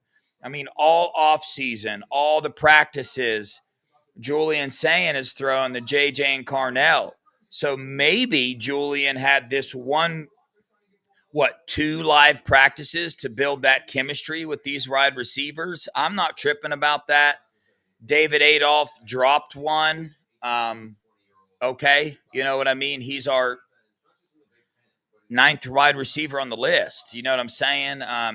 Bryson Rogers really hadn't done much. Mylan Graham's not in the game. I'm not sure why that is, but, Mylan Graham came in late to the program. He's been in for a minute. We see the talent he has, but everybody's timeline is just different. And it's going to take some development to get him on the field. So, I'm just trying to keep a positive outlook on this, but trust me, I feel you and I can understand the frustrations from this first half. The only frustration that I can buy into right now, and it be, you know, the wide receivers, I'm not frustrated, concerned at all about that at all. Um, the defensive things we've seen this game, I'm not concerned or worried about that at all. Offensive line, a little bit. I've got a little bit of concern there that this late in the season we're still struggling the way we are on the offensive line. And it's mainly because I know what this offensive line can do. We've seen them do it. So why all these mishaps? Why all these missed blocks? But more importantly, why all these missed assignments? Okay, it's all like fundamental stuff with the offensive line, you know. So it's 14-3. The Buckeyes are clearly in control of this game. Very clearly, Rutgers does not have a chance at winning this game at all. But these guys do need to step it up, and they need to wake up. The Mylan Graham situation, I have no idea. I don't know. I would expect to see him as well. I was honestly expecting to see a little bit of Phillip Bell and Mylan Graham today. Quincy Porter, I thought, would be starting in JJ's spot, but for some reason, he's out as well. Yeah, Studley. Yeah, literally 14 is enough to win the game. It is. I mean, it is. No, we haven't tried to go down the field. Ryan Day is on some serious game management type of things. Yeah, I know Quincy Porter's out. I didn't know he'd be out, and I'm real curious as to why he is out. Because I'm convinced if Quincy Porter was in the game, I feel like things would be a little bit different right now. Mark Allen, appreciate you for joining the family, brother. Appreciate you, man. Yes, the game plan is awful. It's an awful game plan. Run up the middle, run up the middle, run up the – it is. Let's look at this. Let's break this down, guys. 13-3 at halftime. Our defense has held them to 76 yards total, 43 passing yards, 33 rushing yards. And Rutgers is 3 for 9 on third down efficiency. So, yeah, Rutgers is a pretty good passing team, and they only have 43 passing yards. Hey, this is great, guys. Greg's, yes, I saw the interview with Caden Dixon. I talked to his mom yesterday during the game, all that stuff. You guys know where you heard it first, right? That this Caden stuff and this Chris Henry Jr. stuff was complete bullcrap. Was literally on a live stream talking to his mom on the phone and let you guys know, hey, this Caden to USC stuff is bullcrap. There's nothing there. The Buckeyes are going to hold on to him. He will sign in this Buckeyes class. That is confirmed. And Chris Henry Jr., the only thing with Caden was that he's got a bunch of teammates that are committed to USC. Mark Bowman, Tom, the defensive tackle. They were worried. They were trying to convince Caden Dixon Wyatt to go there. But I will tell you, oddly enough, the Buckeyes are paying Caden Dixon Wyatt more than USC was offering him. And Chris Henry Jr. is also making millions of dollars already. And his sister plays basketball for the Buckeyes. His whole family has Chris Henry Jr. Buckeye jerseys on at every game. His younger brother is probably going to play basketball for the Buckeyes. So it is Con 3 at its finest. And this is the part of the recruiting industry that I despise, because both of these guys have shut down their recruitment. And then you got a website talking about flip for the third time this year already. It makes it look like these kids aren't true to their words. They're not true as to what they say, So I don't really like it. Okay, but back to this, the Rutgers thing. We only held them to 43 passing yards and 33 rushing yards. So I'm not sure. Defensively, I'm fine with what's going on. There are a couple plays where I was like, oh, dang, what's going on? Offensively, we have 175 total yards, 95 passing yards, 80 rushing yards. We're averaging 6 yards per play. We're 2 for 4 on third down conversions.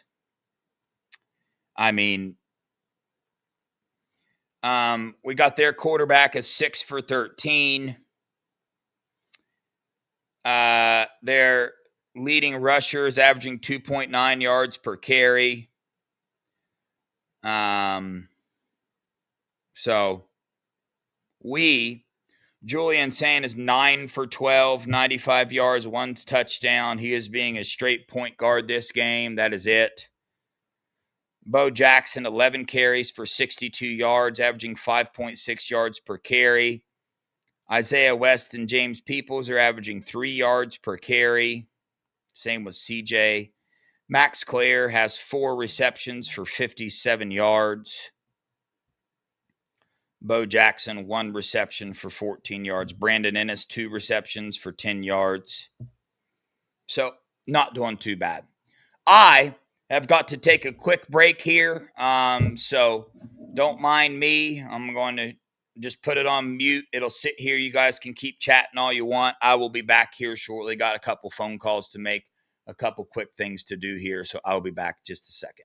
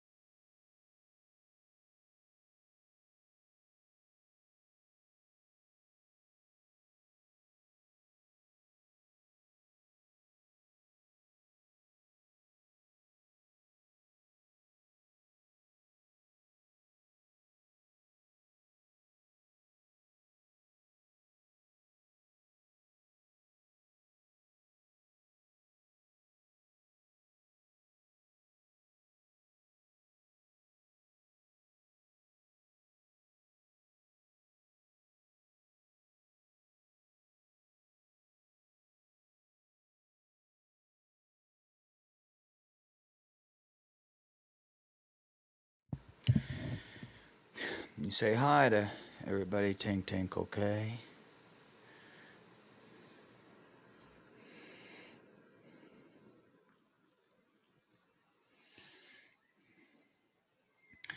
All right. I think I'm back.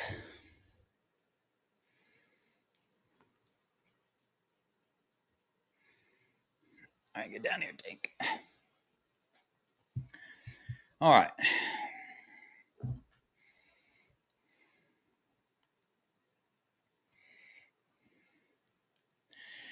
I'm stoked for this scum game, I'll tell you that. What you doing, Tinker, huh? What you doing? What you doing?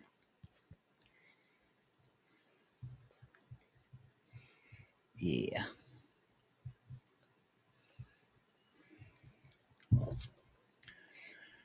Looks like Oklahoma is taking control of Missouri pretty good now.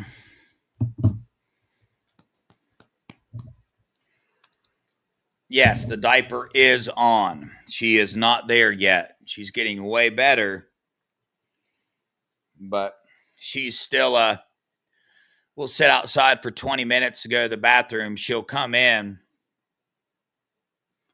sit right beside me, stare up, and squat and pee. I think she does it on purpose, like when she's mad at me or something. Matt Ryan, do not be nervous, brother. Everything is okay. It's 14-3. We're holding them to under 100 yards of offense with the most vanilla, generic game plan known to humankind, offensively and defensively. Not doing anything wild on defense, not a lot of pressure. We're just sitting back in soft coverage, giving the quarterback 10 seconds to throw the ball. I mean, we are not really doing much.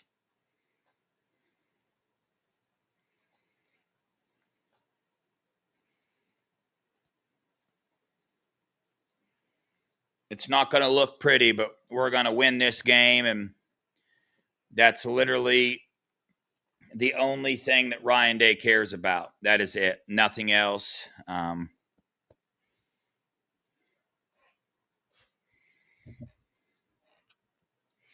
the truth is that that's all we need to do. There's nothing else.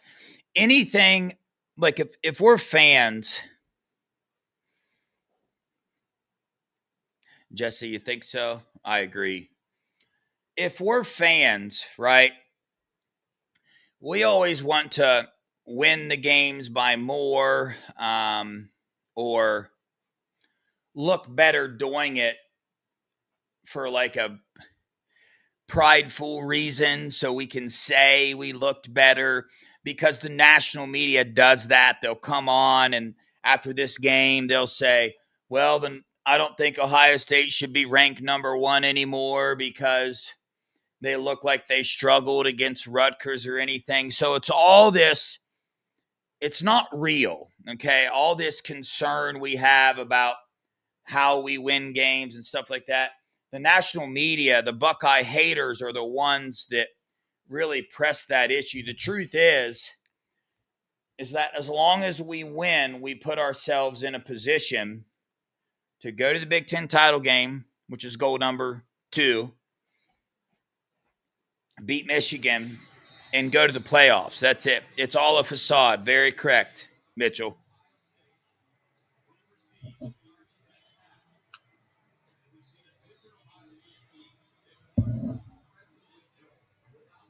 Yeah, Buckeyes 365 should be 21-3 without Houston's hand to the face.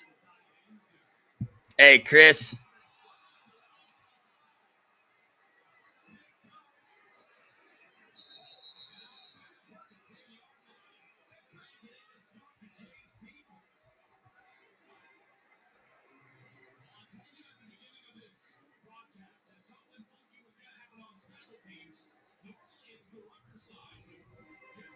Chris, thank you so much for the $5. Snacks for Tinker from the best damn chat in the land. Amen.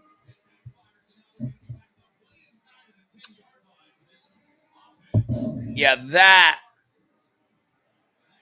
We run a vanilla offensive game plan all game, then come out in the second half and try that. Even though if it would have worked, we all would have been like, hell yeah, that's what I'm talking about.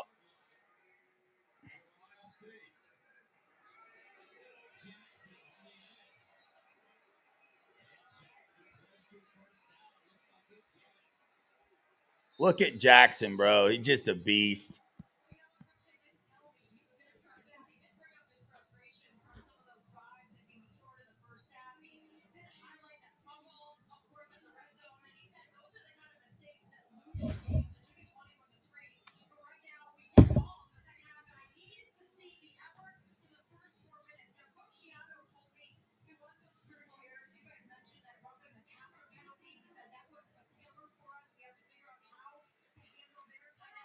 All right, get down, Tank. All right, here we go. Now we're at the 20, closer to where we are.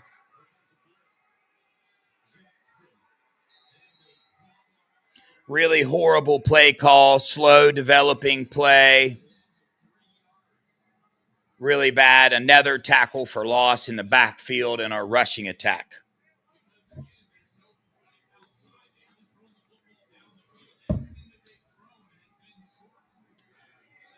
If I would have heard that play on the sideline, I would have immediately said, hey, that's a bad idea. It's not going to work. Here we go. You got to pass the ball, guys. Pass that thing every once in a while. Good. There we go. Yes, we will always be fine. We are just fine.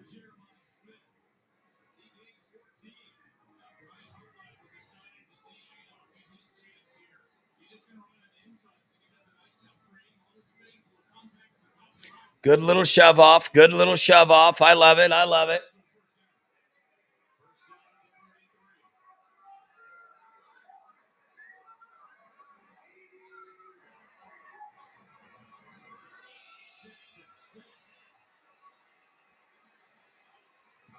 He's a tough runner, man. Tough runner, dude. I love it. Jackson with a 7-yard gain on first down to the left side. Good blocking, good execution. 8-yard gain, 8-yard gain. Injury on the Rutgers. That's number 6 again. The second time he's been injured this game. Second time he's been down.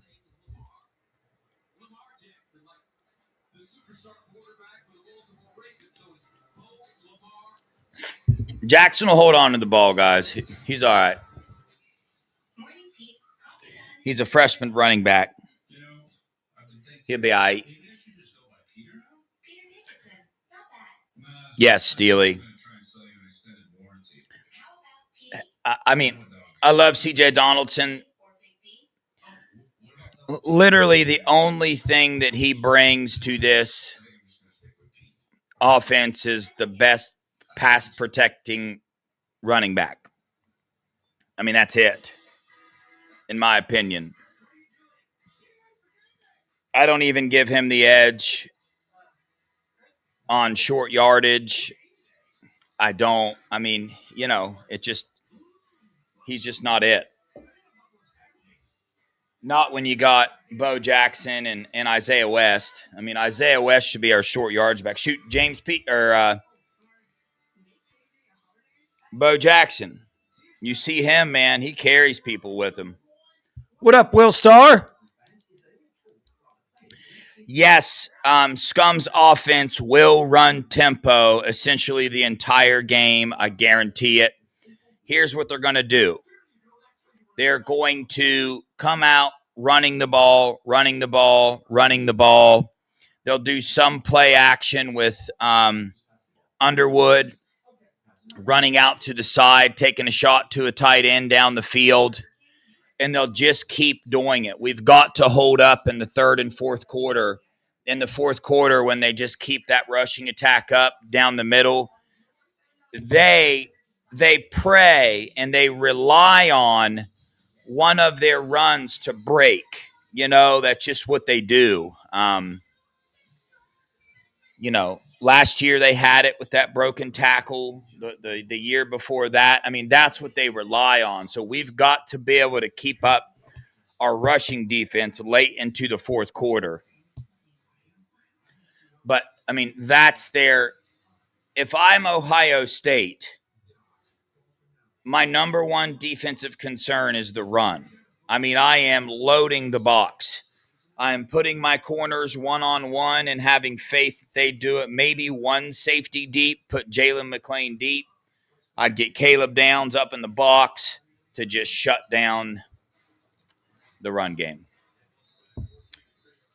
I don't think Turbo Rogers has had any carries. He might have had a little bit.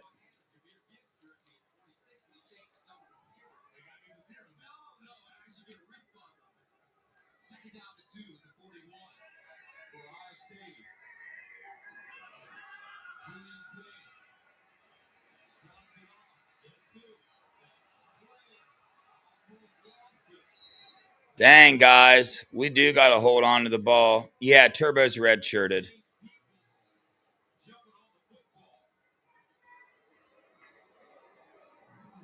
What is this flag? Looks like a... Are they going to call blocking the black on Carson Hinsman?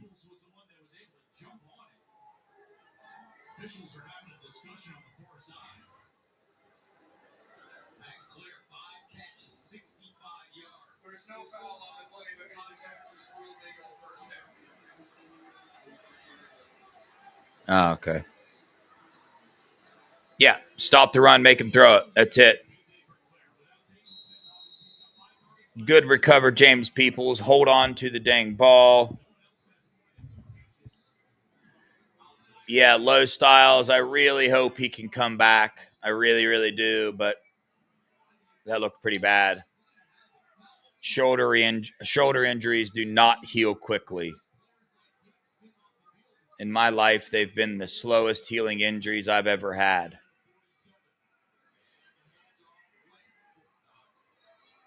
That's just tough running. That was a good block. Was that Nate Roberts? Had a pretty good block. Oh, he looks injured, getting up limping. Isaiah West is.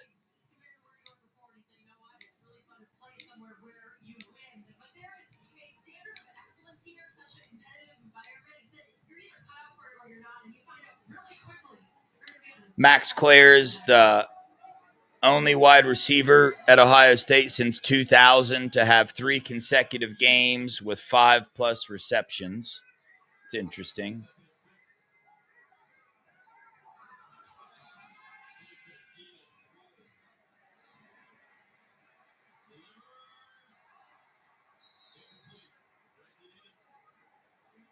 There's Brandon Ennis getting up slow again, looking like he's injured. Dang, bro. You all right?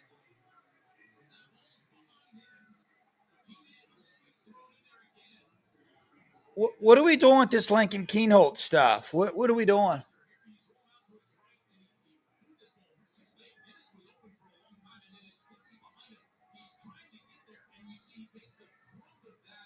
Oh, yeah, it looked like it hurt a little bit.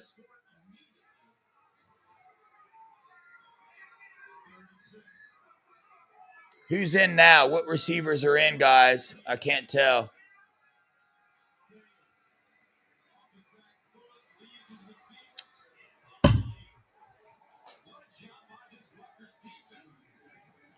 Oh, now Gus speaks up. What a job by this Rutgers defense. Seriously, he was open. Wide open. Here goes Gus. Rutgers turns him away.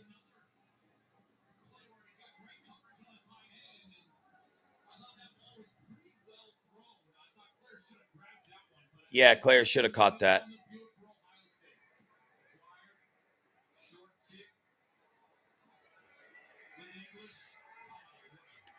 Gus Johnson. This was his announcing for the punt.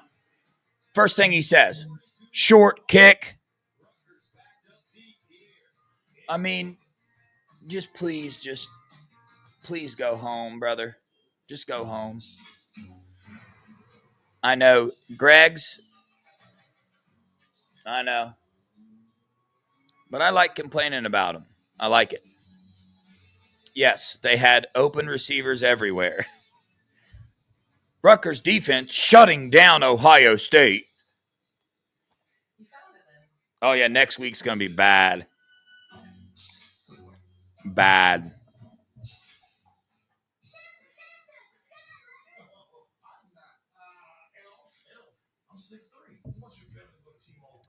Yeah, that wasn't a very good offensive thing there.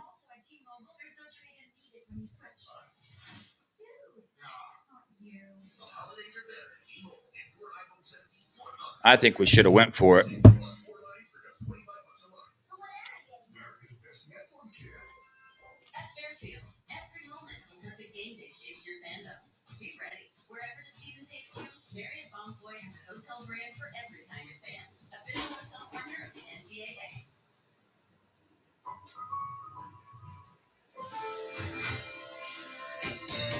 How do I go that big without spending that much? Head to Lowe's. They have cool decorations like Bumble and the Grinch. Lowe's helps you get more holiday for less. For a limited time at Panera, cozy up with a $1 cup of soup when you buy a sandwich or salad. Because there's cozy, and then there's cuddling up with some auto squash soup cozy. And that feeling. All right, you guys ready? Hurry to Panera. $1 soups won't last. Somebody is going to get this question right. This question is worth $50.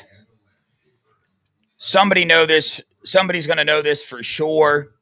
You have 30 seconds to answer the question. Whoever I see in my chat type the right answer first gets it. On your guys' end, you'll see that in a different order, okay? Only thing I can do is whoever I see in my chat type the correct answer first will get it. You're going to have 30 seconds. You only get one guess at it. Please do not guess twice because, you'll give somebody the right answer. If nobody gets this right, I'll ask another one here in a little bit.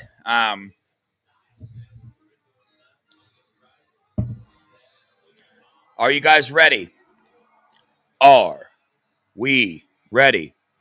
I need some thumbs up in the chat, something in the chat letting me know you guys are ready for this question and ready to give an answer. Okay, never mind. We got to watch this series. The next commercial, I'll be asking the question. Very interesting, super soft coverage. Very interesting, super soft coverage.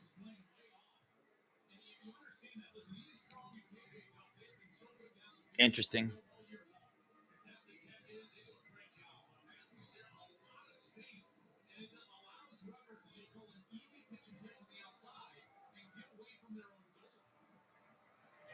Yeah, we gave him that one. That sucks.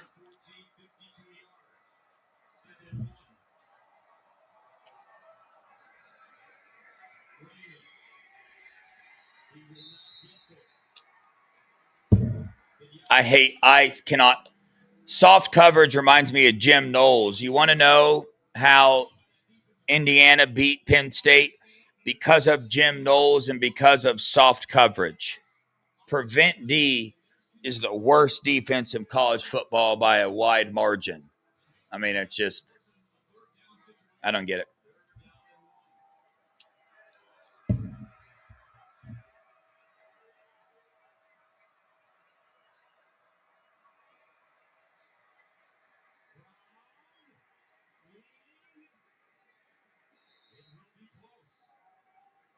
Oh, these officials are going to give it to him for show.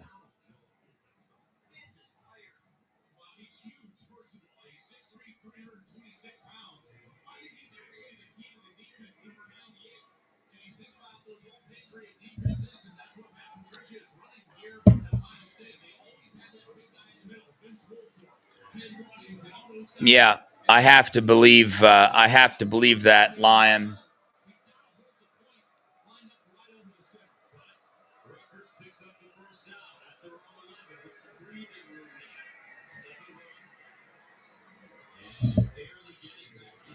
Bro, Caleb Downs coming down into run defense is nasty, bro. It's nasty.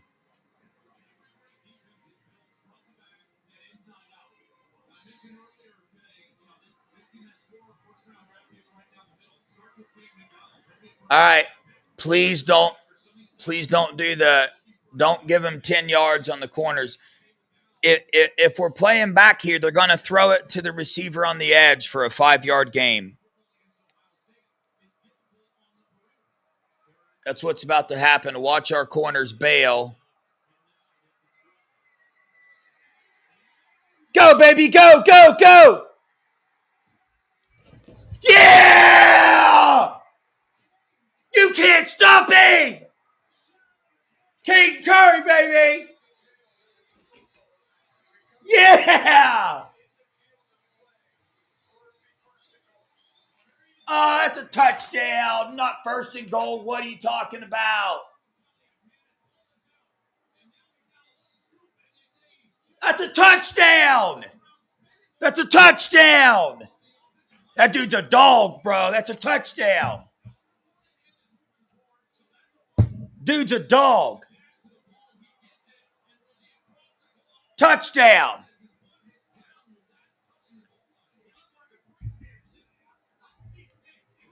Touchdown. Cade Curry, baby. Cade Curry. All right, here we go. If they review this, they're going to call it a snap it, snap it, snap it, snap it, snap it.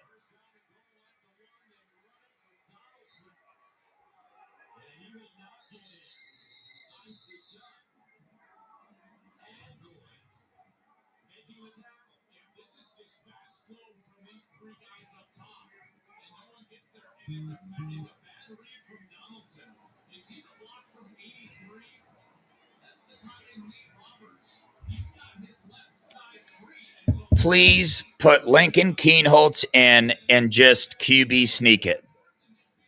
It's very, very simple. Just QB sneak it with Keenholz in the game, and it will be a touchdown. QB sneak it.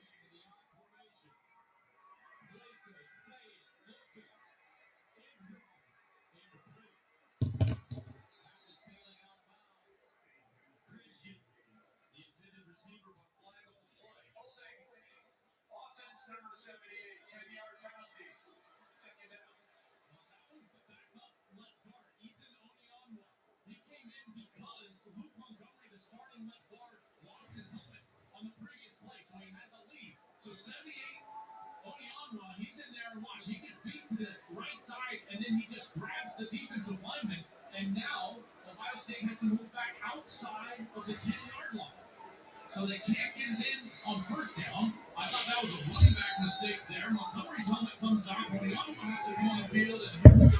It's second over outside the 10. What are we doing?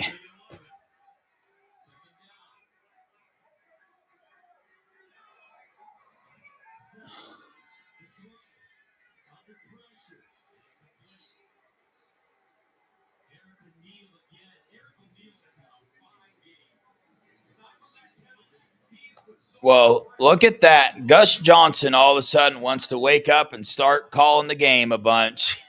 What a clown, bro. Well, to be honest with you, can't blame him. We look like an absolute clown show right now. I don't understand why we can't run it in on the half yard line. Here we go. Throw it to Max Clare. All right. Well done, Buckeyes. Well done. Good touchdown. I like it. Get some. Oh, my God.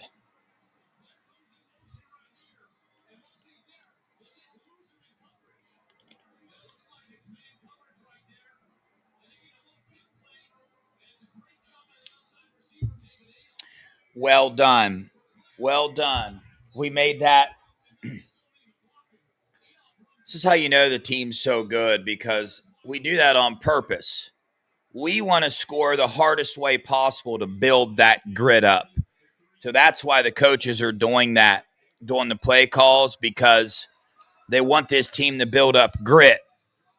So they don't want to call a play where you can just, get a sack fumble on the half-yard line and then go score real quick, because then not so much time will go off the clock, and it's too easy for the team. You really want to, you want to build up that grit. You want to put us in situations where the team has to do like crazy, amazing things. Okay, you guys ready?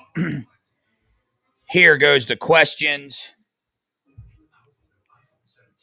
The question, you got 30 seconds. Somebody's going to know this for sure. Here we go. At the end of the question, I'm going to start the timer.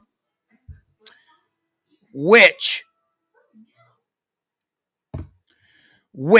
Buckeye receiver of the 1990s left the school as the leader in receiving yards with 2,855 yards? Which Buckeye receiver of the 1990s left the school as the leading receiver with 2,000? Will Starr is the winner. Will Starr is the winner. David Boston is correct. Will Starr, you are the winner of $50. 71 McGee's got it right too. Bootzilla got it right. Bailey got it right. Steely got it right. Buckeye Born got it right. Chris Lane got it right. Retro Modern Life got it right. But Will Starr showed up first with the answer. With David Boston, you are the winner of $50. I'll shoot it to you shortly. I will shoot it to Bootzilla. I know, man. Hey, a matter of fact, watch, I'll show you guys. So here's my chat, just so you guys know. I know it shows everybody's different. I don't know how else to do it other than this.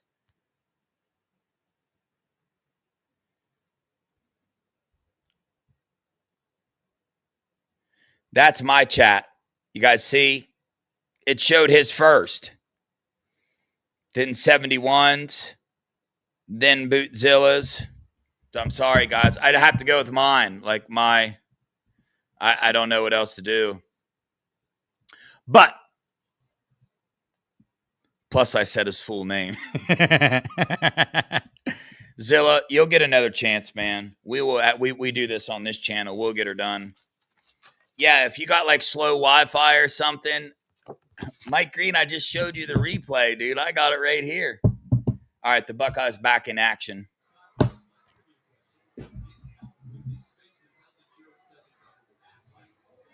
I know, Zilla. I know. Who are the only teammates to win the Heisman Trophy and Benark Award in the same season? That's the Aflac trivia question. Mike Green, no, we got to get the. Hey, dude, I'm not trusting the Big Ten review booth. They're gonna overturn my ruling, and I have video evidence. They'll overturn it for sure.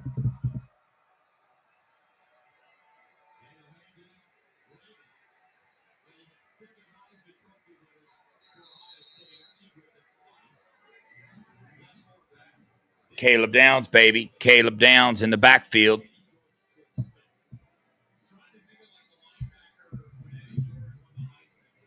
I'll say this. Caden Curry scored a touchdown on his fumble recovery. That was a touchdown.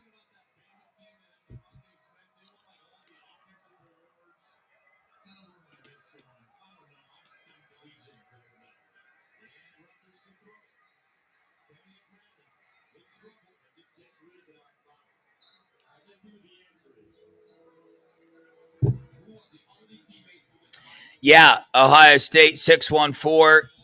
The ACC is doing it perfectly. I have no idea why why other people don't do this, why the other conferences don't, but you can hear the video review live. You can hear the conversation between, between the officials. All right, 3rd and 9. We got to get pressure on the quarterback, and it will go the other way. They got 3 to the right. They're throwing to the right. He's wide open. Hell, he was literally wide open. He was literally wide open. Oh, yeah. Our trenches are ready for Scum, and they're ready for the playoffs. We're going back to back, and we're beating Scum. Our trenches are ready. Our defensive line is considered the trenches. They're dominating. Our offensive line, they'll get it pulled together. We'll be all right. We got this.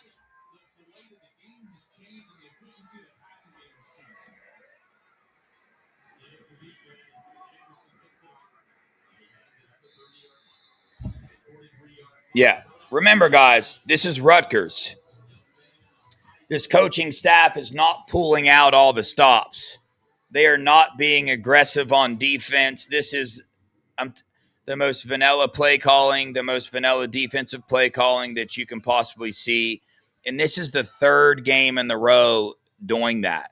So, I mean, this game is irrelevant to what you're going to see in the playoffs and the Scum game. It's irrelevant, guys. Just trust me when I tell you that. It's irrelevant.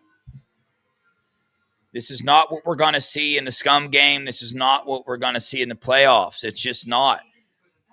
You have the example last year. You can't tell me that this Buckeye team did not look completely different last year in the playoffs. Did it or did it not? Did we look a little bit different in the playoffs last year? We did. Ryan Day and the coaching staff, they're really, really big on what they put on film and what they don't put on film. I mean, I remember the Rose Bowl, the first play of the game, G. Scott, the tight end slip out. That was the first time that was called all season. First time it was called all season, and it went for a 30-yard gain. So we're okay, I promise. But we can do this. We are such a good team. We can come out, have vanilla play calling. Our offensive line doesn't play that well. Our defense doesn't play as good as we know they can. And the score is 21-3, and we are dominating this game. Absolutely dominating the game. I mean, so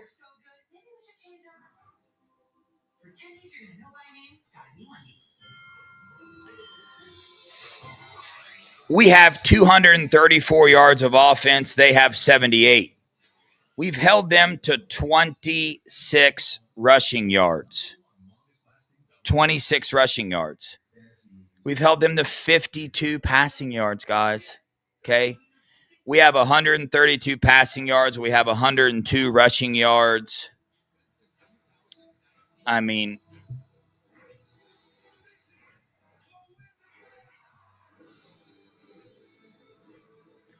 Julian Sainz, 12 for 17 with 132 yards, 2 touchdowns. Bo Jackson has 80 yards. He's rushing for 5.7 yards per carry. Max Clare has 6 catches for 80 yards. I mean, I know it's frustrating as a fan to watch. I know. I promise.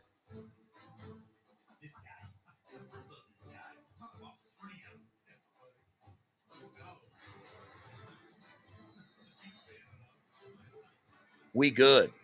Guys, we good.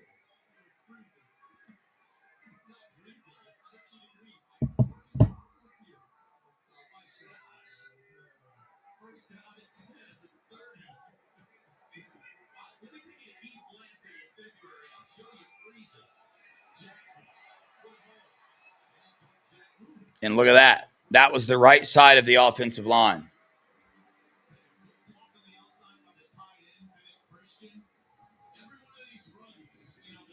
With Tegra in the game. So, But yes, like I said, the only thing from this game that I see that has to be cleaned up and better is the offensive line. But still, I mean, even Jeremiah Smith and Carnell Tate will help with that. Why? Because it changes the way the defense can attack this offensive line. With them not on the field right now, Rutgers defense knows that they can attack the quarterback because they don't have that big of a threat downfield. It changes everything, guys. But yes, like I said, I do agree. There are some too many missed assignments on the offensive line, but I'm just not tripping about it.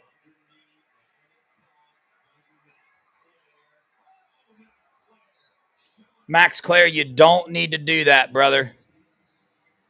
You don't need to do that, brother. But I like it.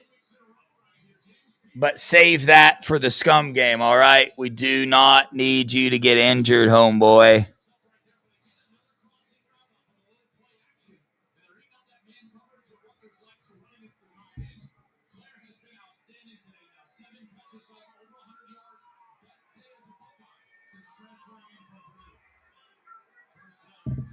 Julian Sand throwing for 72% completion. That's still really good. Here comes a blitz on a corner.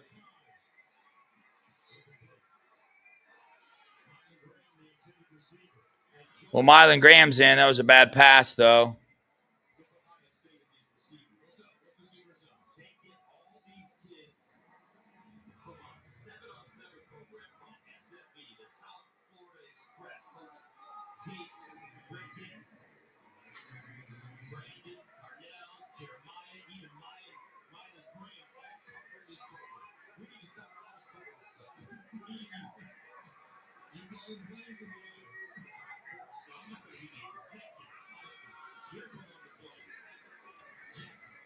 I'll tell you what doesn't work is our heavy set with all our tight ends in.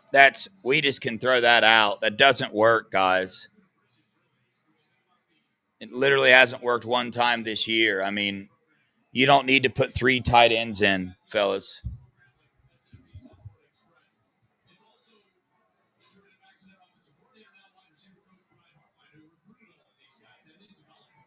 Maybe next week.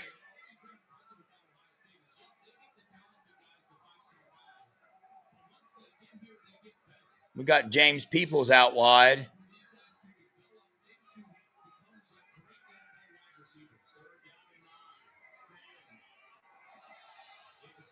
Oh, yeah. Big time pass interference. Just yanked him down to the ground, bro.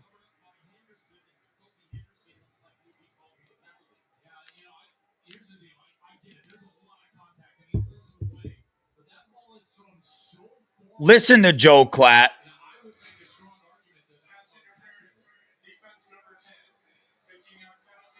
I don't think that's a bad pass interference call. He yanked him to the ground.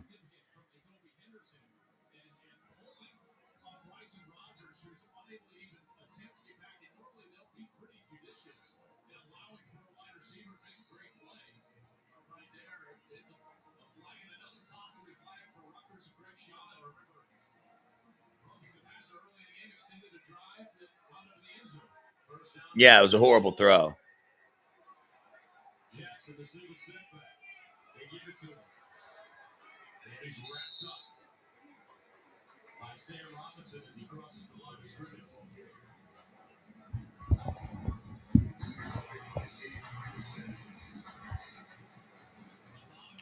Bo's at 100 yards. Yeah, the first down run at goal line is it's not. I do not like it.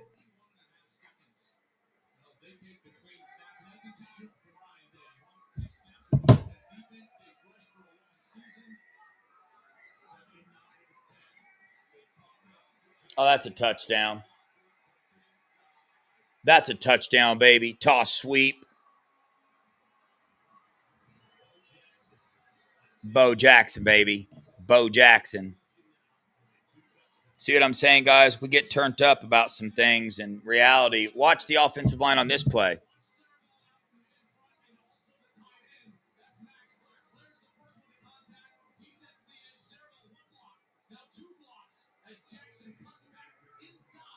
was Max Clare and Sareveld with amazing blocking. I mean, that's the heart of a lion right there. Austin Sareveld, beast mode out there.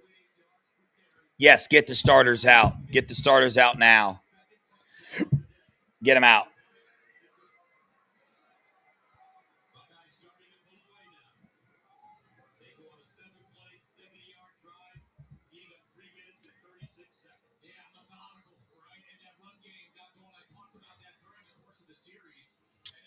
Score is 27-10. Miami's beating Virginia Tech. Oklahoma, Missouri score is 17-6. Oklahoma's good, guys. I don't want them to be because they beat scum, but Oklahoma's good. They're good.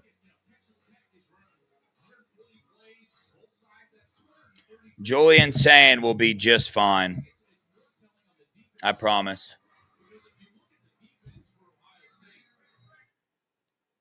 I don't think it's that simple to lose your number one, number two target and then come in and have chemistry with these other receivers. That takes time to build. It took them all off season to build the chemistry between JJ and Carnell and Julian. It took all off season for that, guys. So what's it been? 2 games? So we want in 2 or 3 weeks, we expect Julian Sand to build the perfect chemistry with all these other receivers. I just think it might be like unrealistic to think that.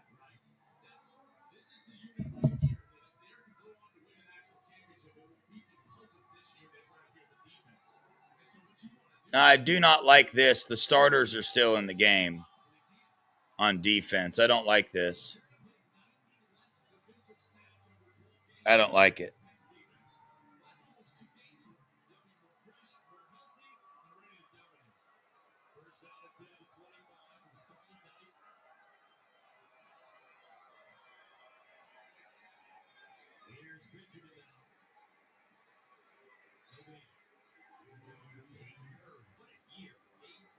I think it's time to get him out of the game. Curry doesn't need to be in there. Sonny or Reese don't need to be in there. K-Mac does not need to be in the game.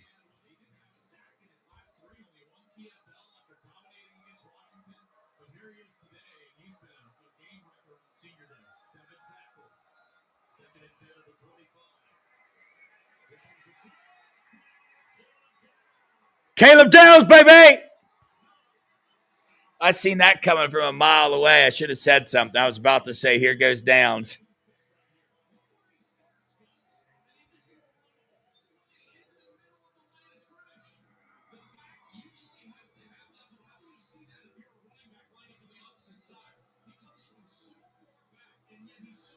That was fast. That was quick, bro. Caleb's a dog, man. We are blessed. We need to stop complaining, guys. We're blessed to be Buckeyes, man. I'm telling you right now. This team is dominant.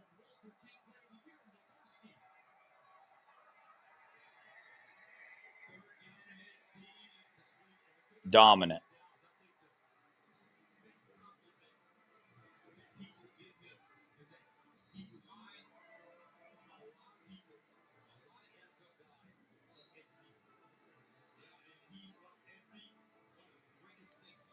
Anthony, I have a sneaking suspicion that.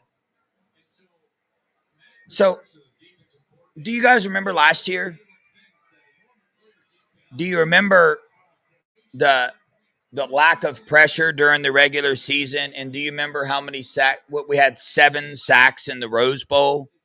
I'm telling you, this is what Ryan Day does. This is what he does. He does not want Matty P sending a bunch of pressure this game. I guarantee you he told them this game, hey, no, chill on the pressure. We don't need to send pressure. Just contain, trust our guys in the backfield, and contain. I guarantee you it changes in the playoffs. I really do. What's that? Sorry, Mo Bomb. Bomba song. I don't know what that is. K. Simon, please elaborate on the sorry, whatever that is. I'm not hip to that. Oh, okay. Yeah. I'm hip to that. Definitely bring back hang on, sloppy.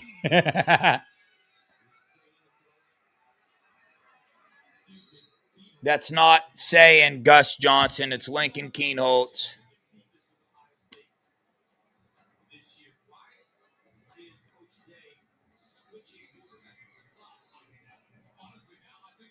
Hey, listen to Gus Johnson. He's saying, I've never seen this from Ryan Day. Why is he switching quarterbacks back and forth?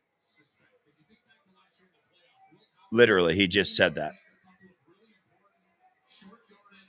All right, Gabe Van Sickle's in at right guard. So obviously Josh Padilla is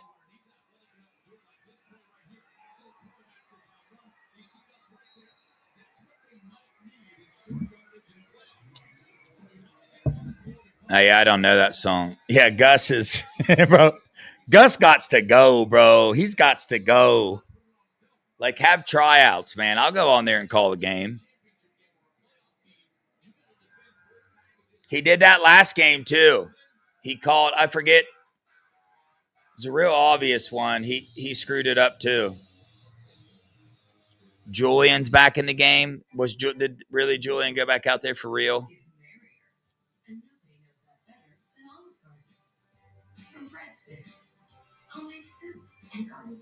Yeah, I probably would not. I think Tavian St. Clair should be in the game. Not Lincoln Keenholz. Put Tavian St. Clair in the freaking game. What are we doing?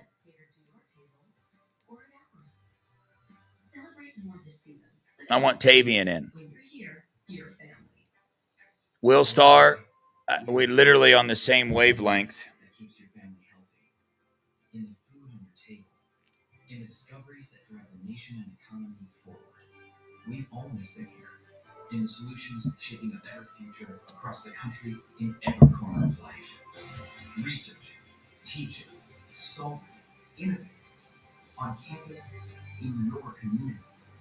Every day, we are here.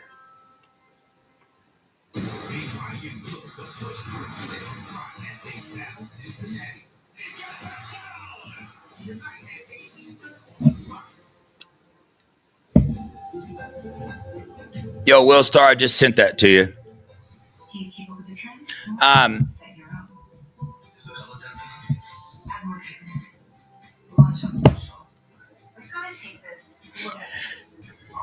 No, dude, I put in the chat that Julian won't win the Heisman. I don't know, man. I think it comes down to the Big Ten title game. I really do. I think the winner of that, it takes home the Heisman Trophy. I really do. But who knows, really? I mean, Ohio State's not really trying to get Julian the Heisman, even though I think they should, and I would love him to. But I know this isn't like true, perhaps, but would you rather have Julian fresh and good for the playoffs, or would you rather him win the Heisman? If you had to pick one or the other, I want him fresh and ready in the playoffs, but that's just me. But yes, Ryan Day could literally care less about those awards. Literally.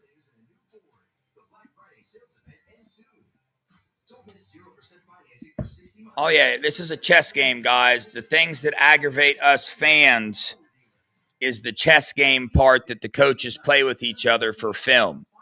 It's very aggravating to us fans when we see certain things, but there's a reason for literally everything. Even some of the crappy plays that we know don't work, I promise you, they have like audibles to those plays that can break big or screw teams up or confuse the heck out of them. There are reasons for that. This whole thing.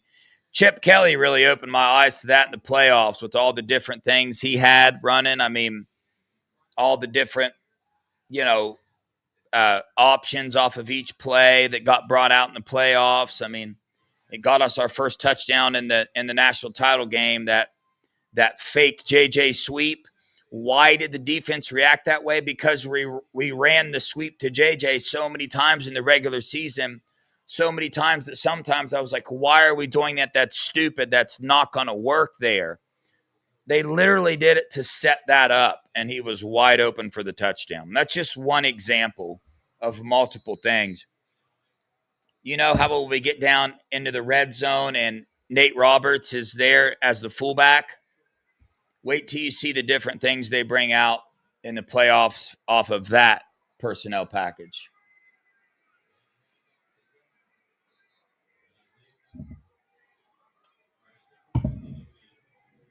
I would love to have Chip Kelly back. That'd be great.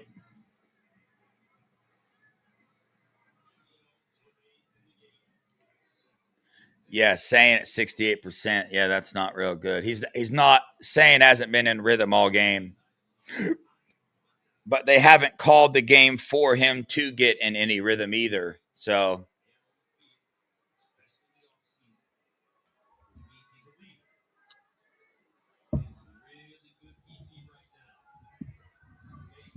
bro, I want to see Tavian St. Clair in the game.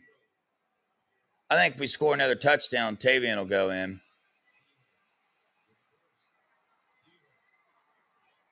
Keynotes is fast, boy.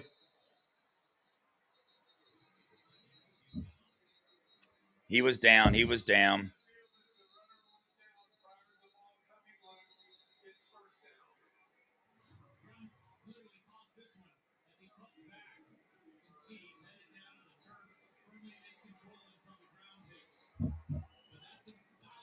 No, Hartline's not leaving. Not this year. I could see. So I did have a conversation with somebody. Ohio State will do everything that they can to keep the current coaching staff together for next year. And what I'm being told is everybody is buying into that and they're down. They're down to make whatever financial obligations they need to make to keep this coaching staff together because they feel very strongly about it. Go, go, go.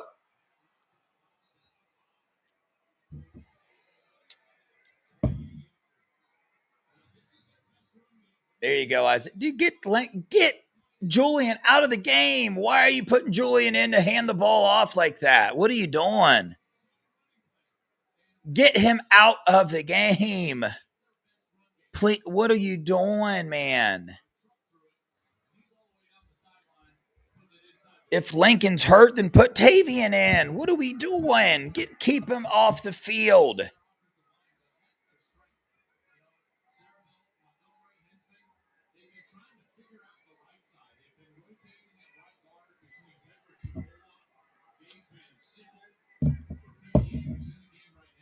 That was really weird.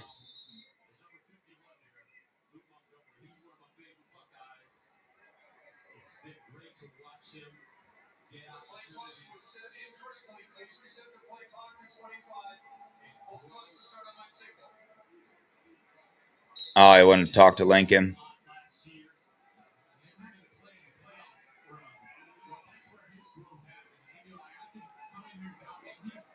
Here goes a QB draw.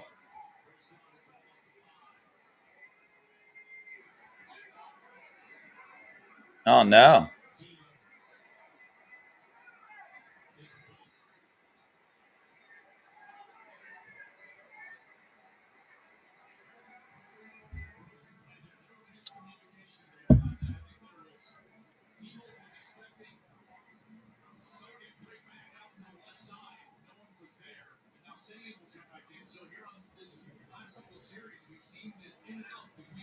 Hey, thank you, Linda. Appreciate that. I'm having a blast on my channel because of you guys, for real. I love coming on here in the chat, seeing you guys chat back and forth, and I love it. I do this for fun, and it's fun. The day it's not fun, Devin won't be here anymore.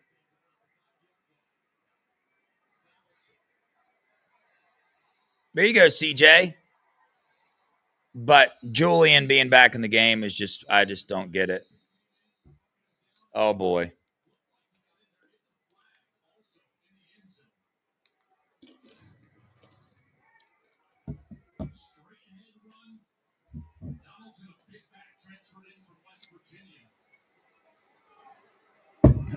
They tried to mark him down at the 1 on that one.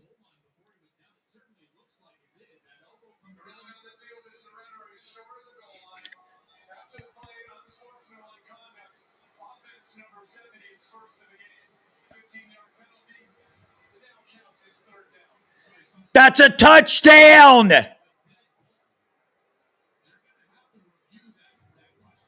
That's a touchdown. It don't matter. It's a touchdown. 15 yards will be added on the kickoff. That's a freaking touchdown, officials.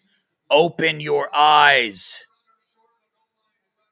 Yeah, and it's wrong, bigger than crap.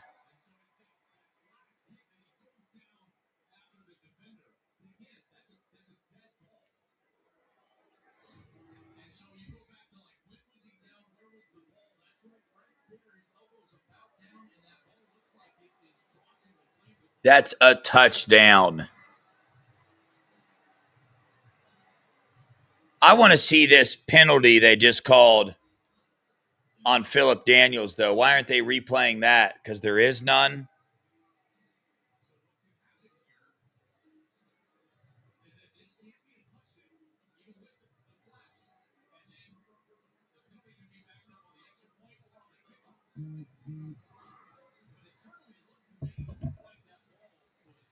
It was over. There's no guessing.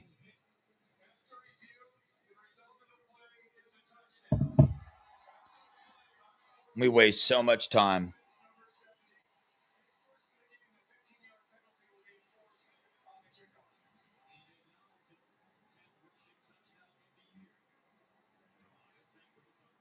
I really want to see this. Oh,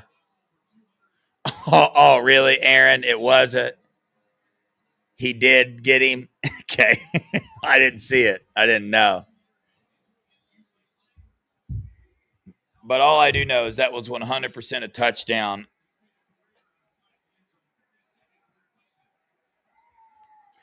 All right, Tavian St. Clair. Guys, help me.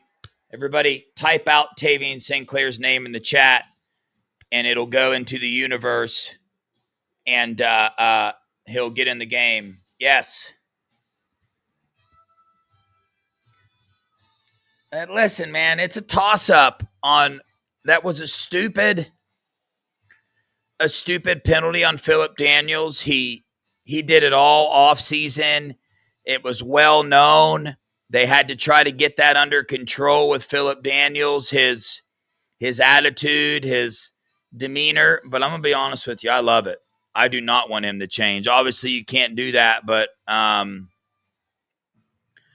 that's that mentality he has. That's what makes him such a good freaking football player, for real.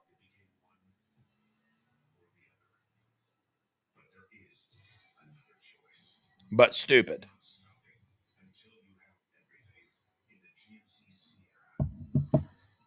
B. Moses about to be joining us here shortly. Yes, we're covering. I didn't put anything on this one. But Devin, just so you guys know, for the first time in my life, Devin is going all in on us covering the scum spread, whatever it is, whatever it ends at. Matter of fact, I might place that bet right now. If you can. Can you? This is how much I don't really bet. Hard Rock, okay. In Florida, I'm stuck with the Hard Rock.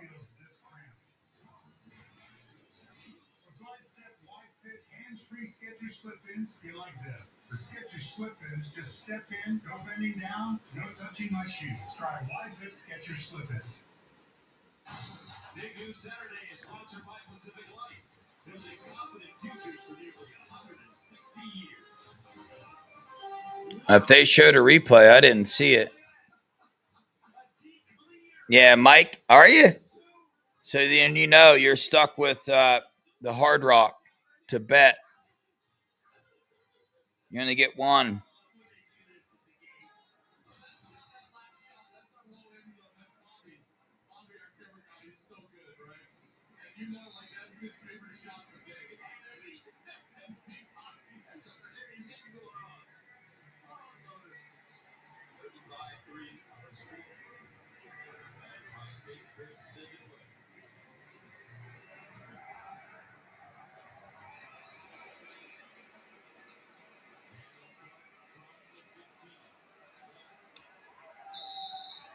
Well, look at that. Aaron Scott, first one down.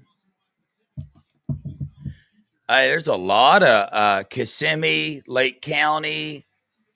Yeah, shout out Florida. I'm in old Tallahassee, old Leon County. I used to live in Orlando, though, right by Kissimmee. Osceola. Okay. Yeah, I literally lived in Kissimmee. That's where I lived. Yeah. So I lived in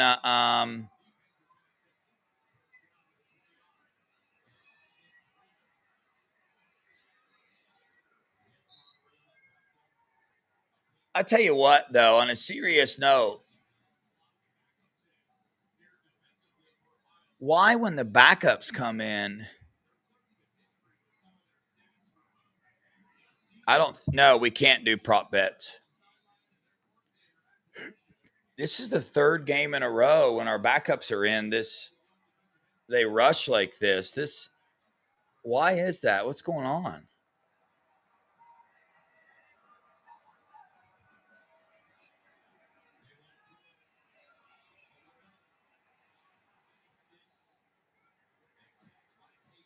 Yeah, bro, our backups, dude. That's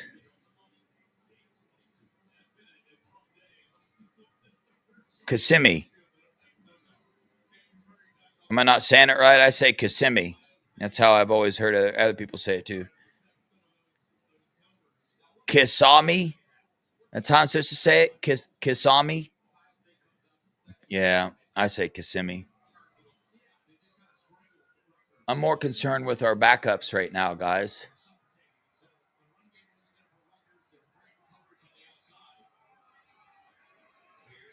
Look at that.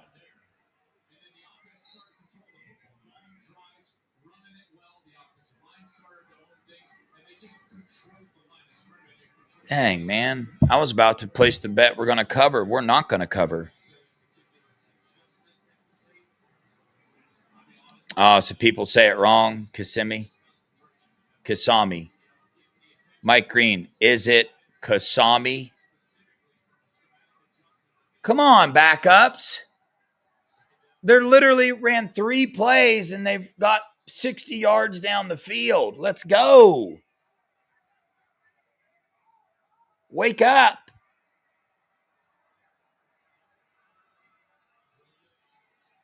Okay. You know who that is? That's Riley freaking Pettyjohn. Riley Pettyjohn. It's not Pettyjohn. It's Petty. Petty. Riley Pettyjohn. The announcers are saying his name wrong.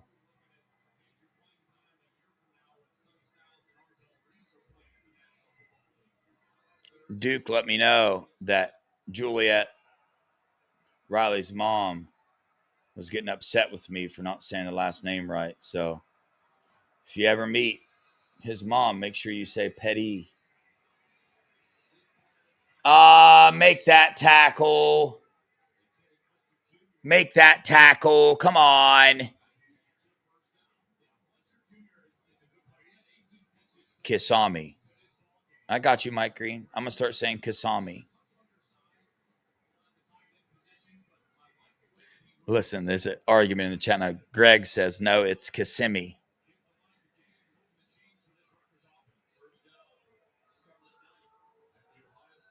Juliet is awesome. Yeah. The Petty Johns, they're awesome people. Sanchez's are too.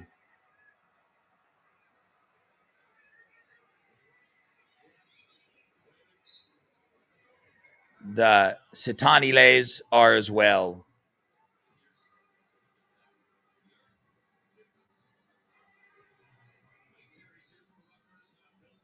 Kissimmee.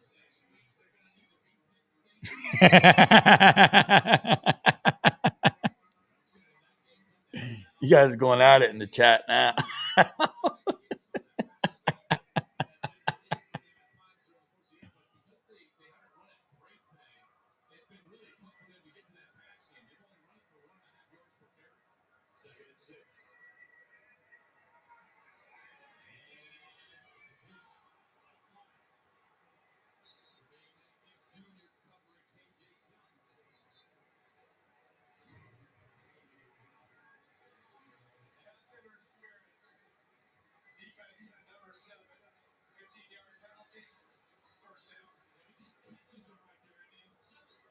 That looked like some hand fighting on both of them. What do you?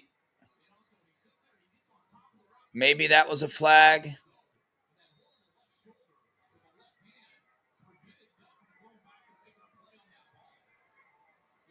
I don't know.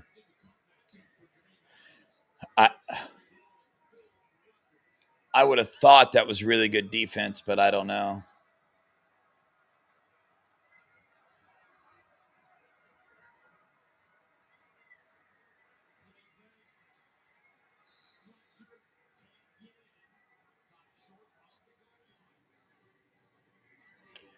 Well, unfortunately, they're scoring here. We know that. I mean, they just literally marched right down the field like it was nothing.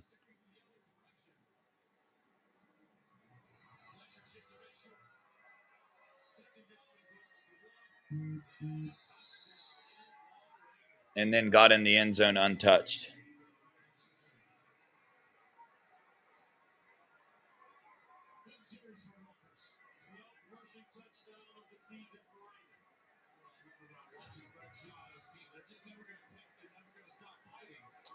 Listen to Joel and Gus. Man, this Rutgers team, they're never going to stop fighting.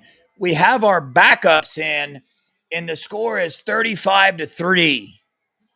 So let's get real here, guys. And now they're going for 2. Oh, I would put the starters back in just to say F you to Greg Schiano. Like, what are you doing, Greg?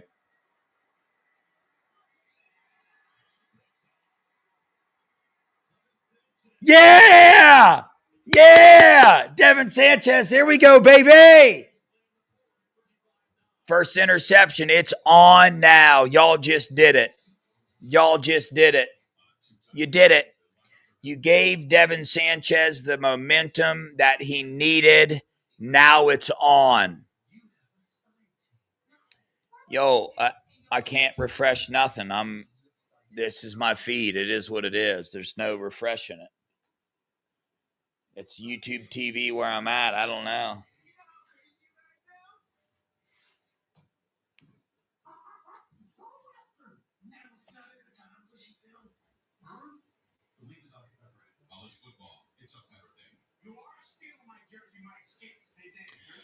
Dude, I haven't eaten nothing today. I'm starving.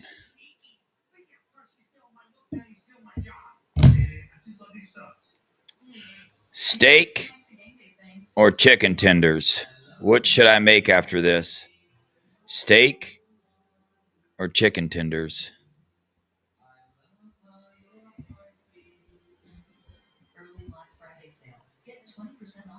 That's the question.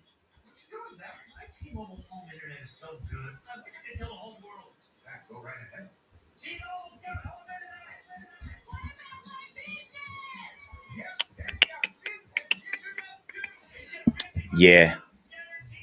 Yeah. Steak, I know. Yeah, I know. It's normally not a question, guys, but it's lunchtime. It's lunch. Okay. I do have these thin ribeye steaks I bought. I'm probably going to whip up one of them, actually.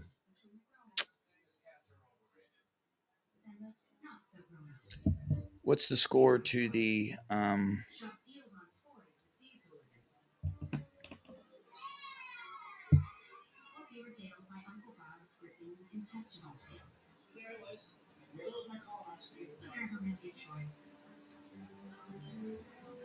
Yeah, I can't place the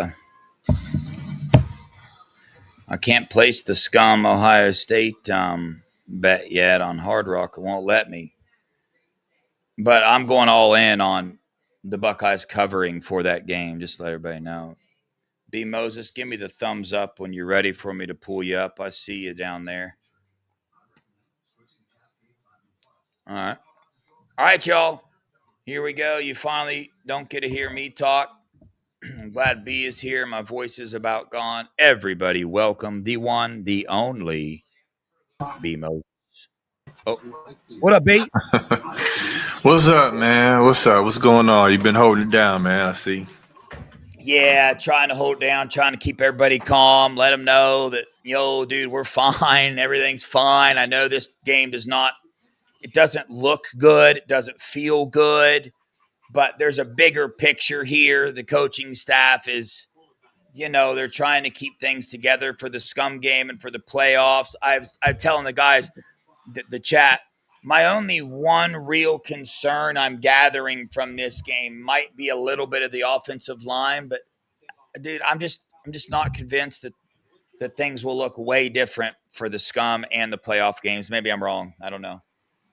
Yeah. So I'll be honest with y'all.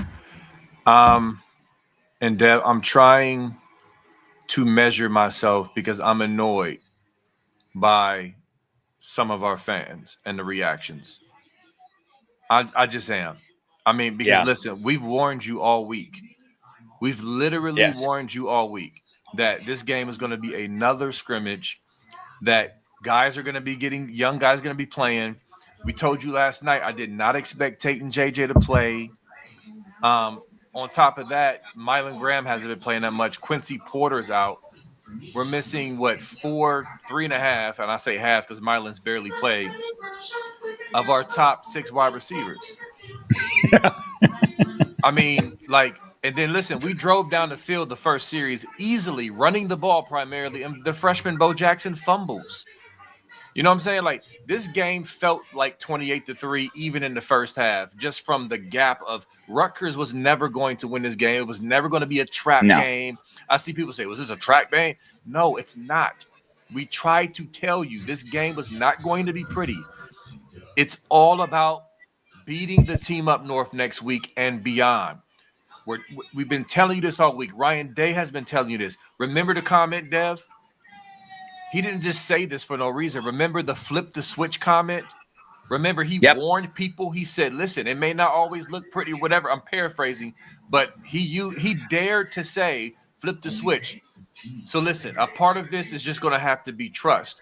We've been talking all year about how we've been building and, and slowing the game down and taking snaps away and preserving for the long run. Now we're here. And we're sitting our 2 best wide receivers, not because they want more NIL or they're shutting it down for the NFL. No, they're both going to play next week against Michigan. Okay? Yeah. And so Ryan Day and this team, they want the gold pants. They want to beat the team up north. They want to be the team that gets off the schneid, and they want to get to Indy. It's all about that. Nobody cares about Rutgers. I said last night, Dev, I don't care if we win 16-3. Get off the field with a win, healthy, and get out of there. I was trying to prepare y'all. And it's what is it now? Because I had to come down. I was watching 35-9. 35-9. Okay. So I'm about to say I missed a little bit of the game. It's 35-9. I mean, listen. I know us fans, we want to see every single play executed perfectly. But it's not always going to happen like that, especially when you have – listen, our leading receiver was David Adolph today. Like, do you understand? Like, there's context to this. When you approach a game like this, that's what I'm saying. I already prepared my mind, y'all. I already prepared my mind for a game like this. So that's why I'm sitting back chilling and not tripping. I got people on my page just predictably being goofy and overreacting. Now, listen, I will say this. I'll be nice. Okay, I'll pull back on the harshness, and I'll end with this and be nice. I understand that there's angst and anxiety and stress because of the game next week. So you're thinking, oh, this is our last impression before the game. I get that, but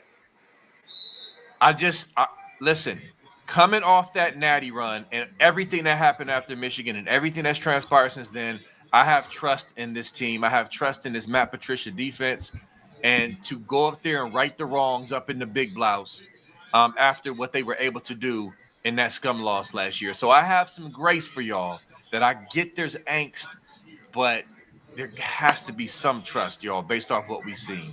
And I'll end my rant there.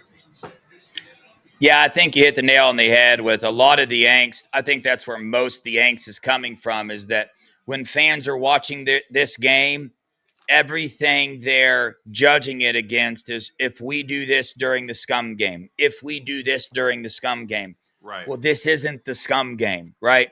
And Right. and not only did B bring up that Ryan Day told us, hey, the flip will be the switch will be flipped. Not only that, this is a fact because we watched it last year.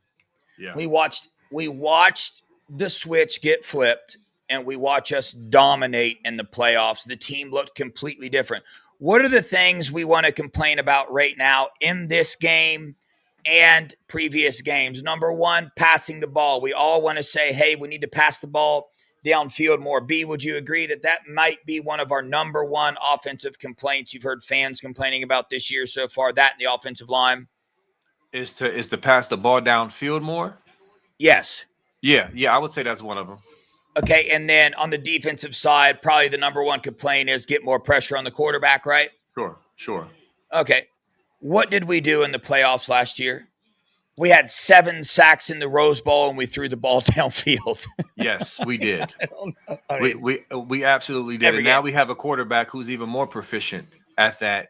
And real quick, and I know I'm Johnny come lately, so but let me say this. Couple things.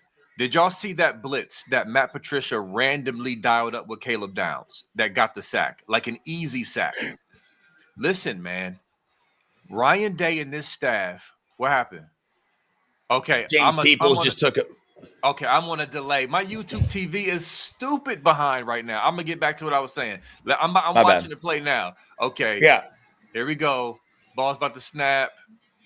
Now, okay, there's Peoples. Wow, gaping hoe. That was crazy. Dang.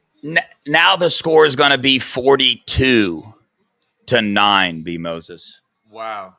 Yeah. Okay, Peoples. I love that Peoples is coming along, man. I love it, man. That's dope.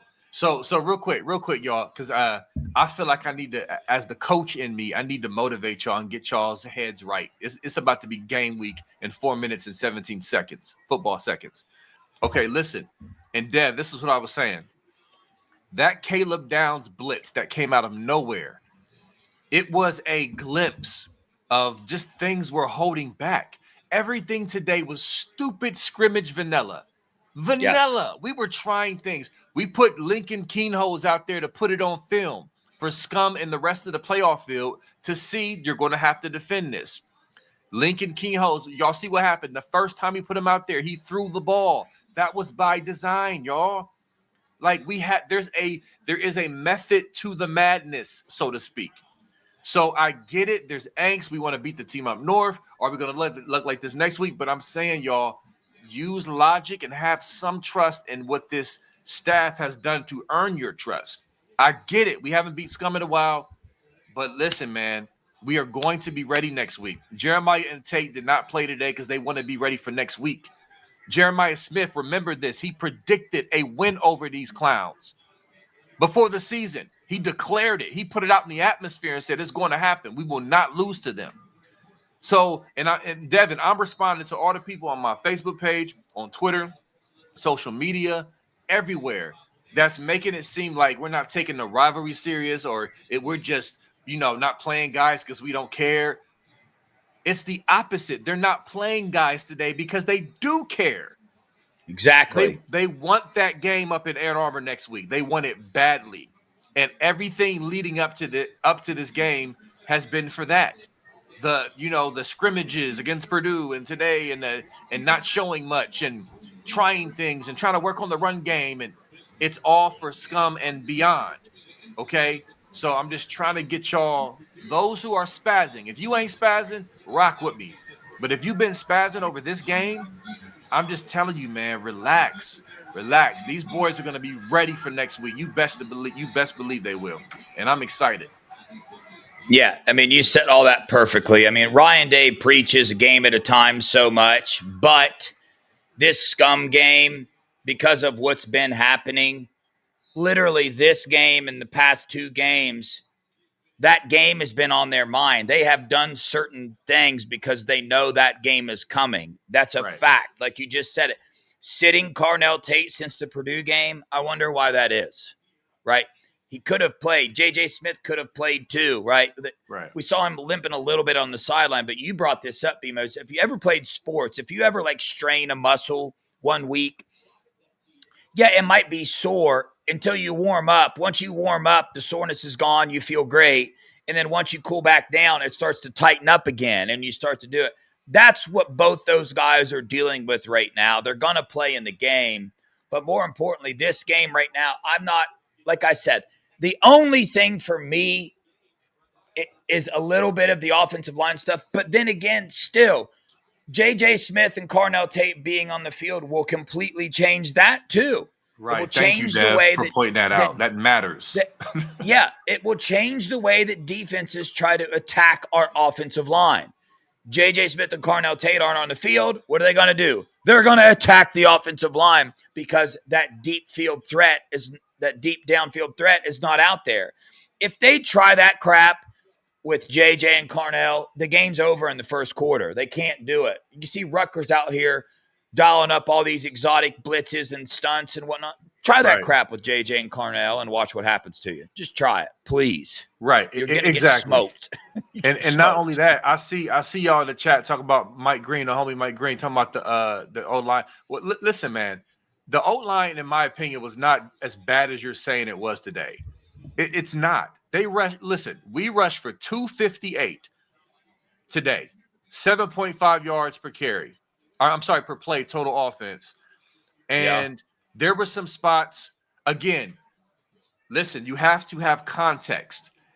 I could see if this was a full-blown, full gamut, everything is full firing, all cylinders go, and we had the performance we had today, but it wasn't. It was another scrimmage where we're trying things. We're literally working on things real time, missing our top receivers. I mean, the game plan was super vanilla. This was another scrimmage, and we still rushed for 258. Again, we went right down the field the first series, right down the field, primarily running the ball, and we fumbled at the goal line. You're right. This is a family disagreement, Mike. You my guy, but I'm not. I can't rock with you on this.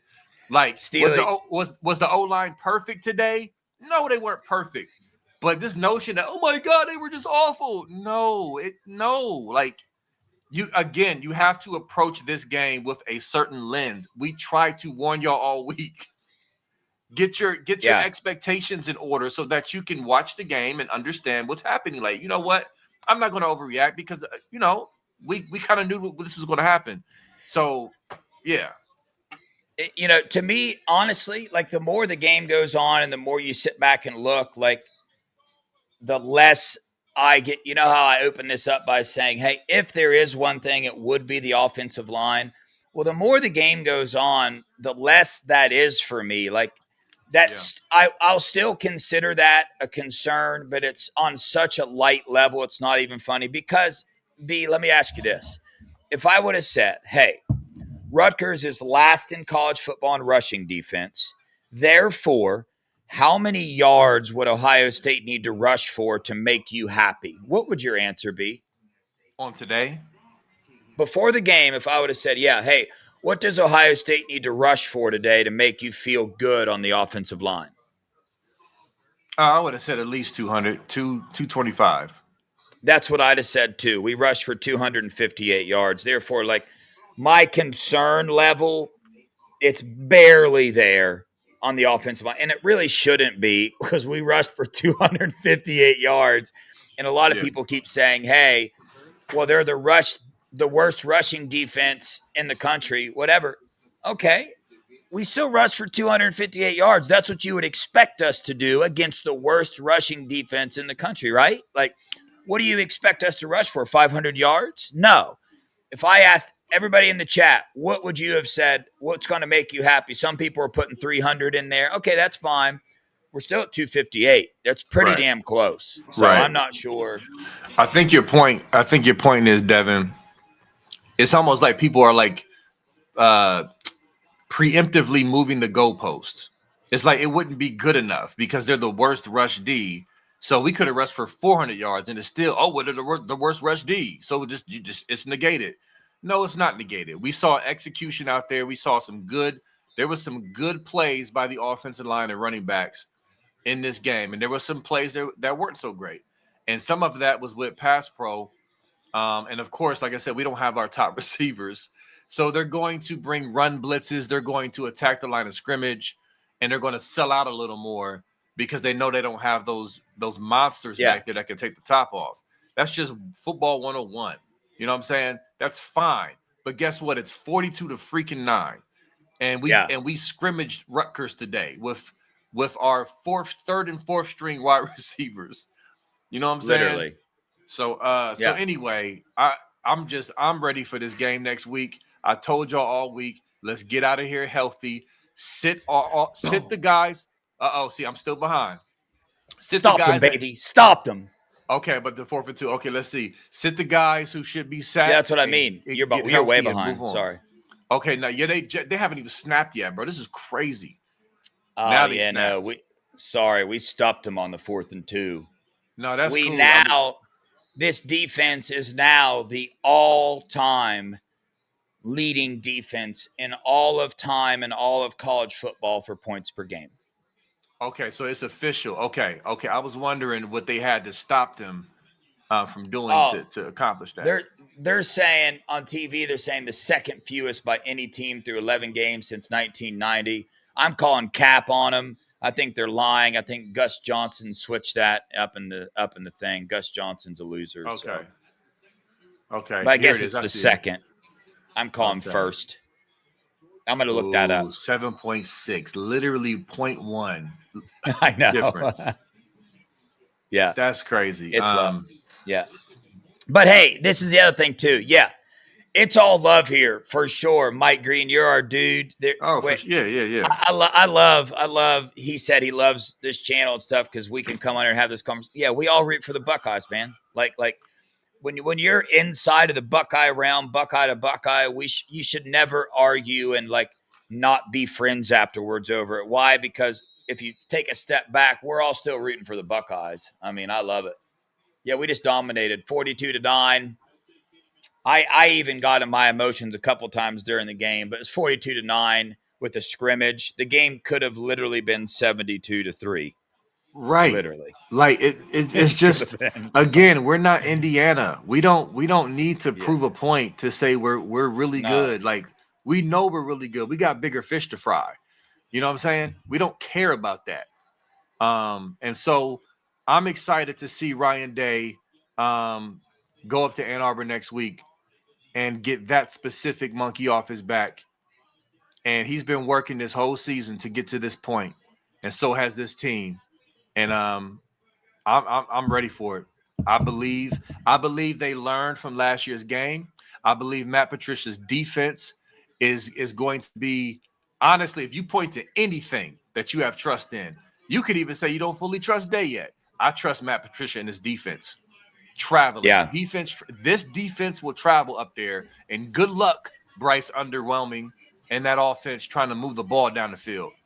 And so, yeah, it's officially hate week. Let's get it. Yeah, it's time, man. I've told you I'm putting all my money on the Buckeyes to cover this game.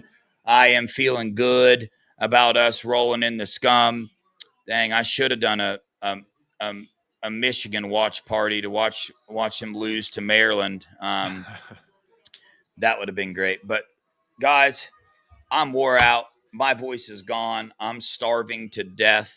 B, you got any final thoughts? Anything else to say? I'm done. I don't got nothing else to say. Nah, man, we appreciate your efforts. I got to go run out and do some more adulting and and husbanding, and I got stuff to do, and I'm tired too. Like, bro, like, thank you for banging this out. I at least wanted to hop on for a few minutes and give some thoughts. But it's Michigan week. It's the Team Up North week. I'm excited. We're going to have great content, great coverage for y'all. And listen, y'all. Listen, last year is not this year, okay? Trust this coaching staff. Trust these players, and get after these scum trolls all week. Let's do it. Let's put it in. 1, 2, 3. Ryan, break. break. OH Buckeyes. Ryan Day has earned our trust. He won us a national title last year. He's earned that right for us to trust him in this game. So let's go ahead and do that. Let's get behind this team. Let's root them on. Let's not fall into there's going to be a bunch of shows coming out breaking down this Rutgers game, talking about, oh my gosh, if we do this against them, if we do this against them. Get on them shows, get in the chat and say, chill out. It's not them. We were scrimmaging. We're okay. Let's back these Buckeyes up. But probably going to do a post-game show on this Rutgers game as well. I don't know if that's tonight or when we'll do it, but it will be happening on this channel, so stay tuned. We appreciate you guys for joining. Hit the like button on the way out, the subscribe button. Congrats to Will Starr for winning the $50 trivia question. But on that note, appreciate you guys. Love you guys. Go Buckeyes. OH. Ayo. Peace. Peace.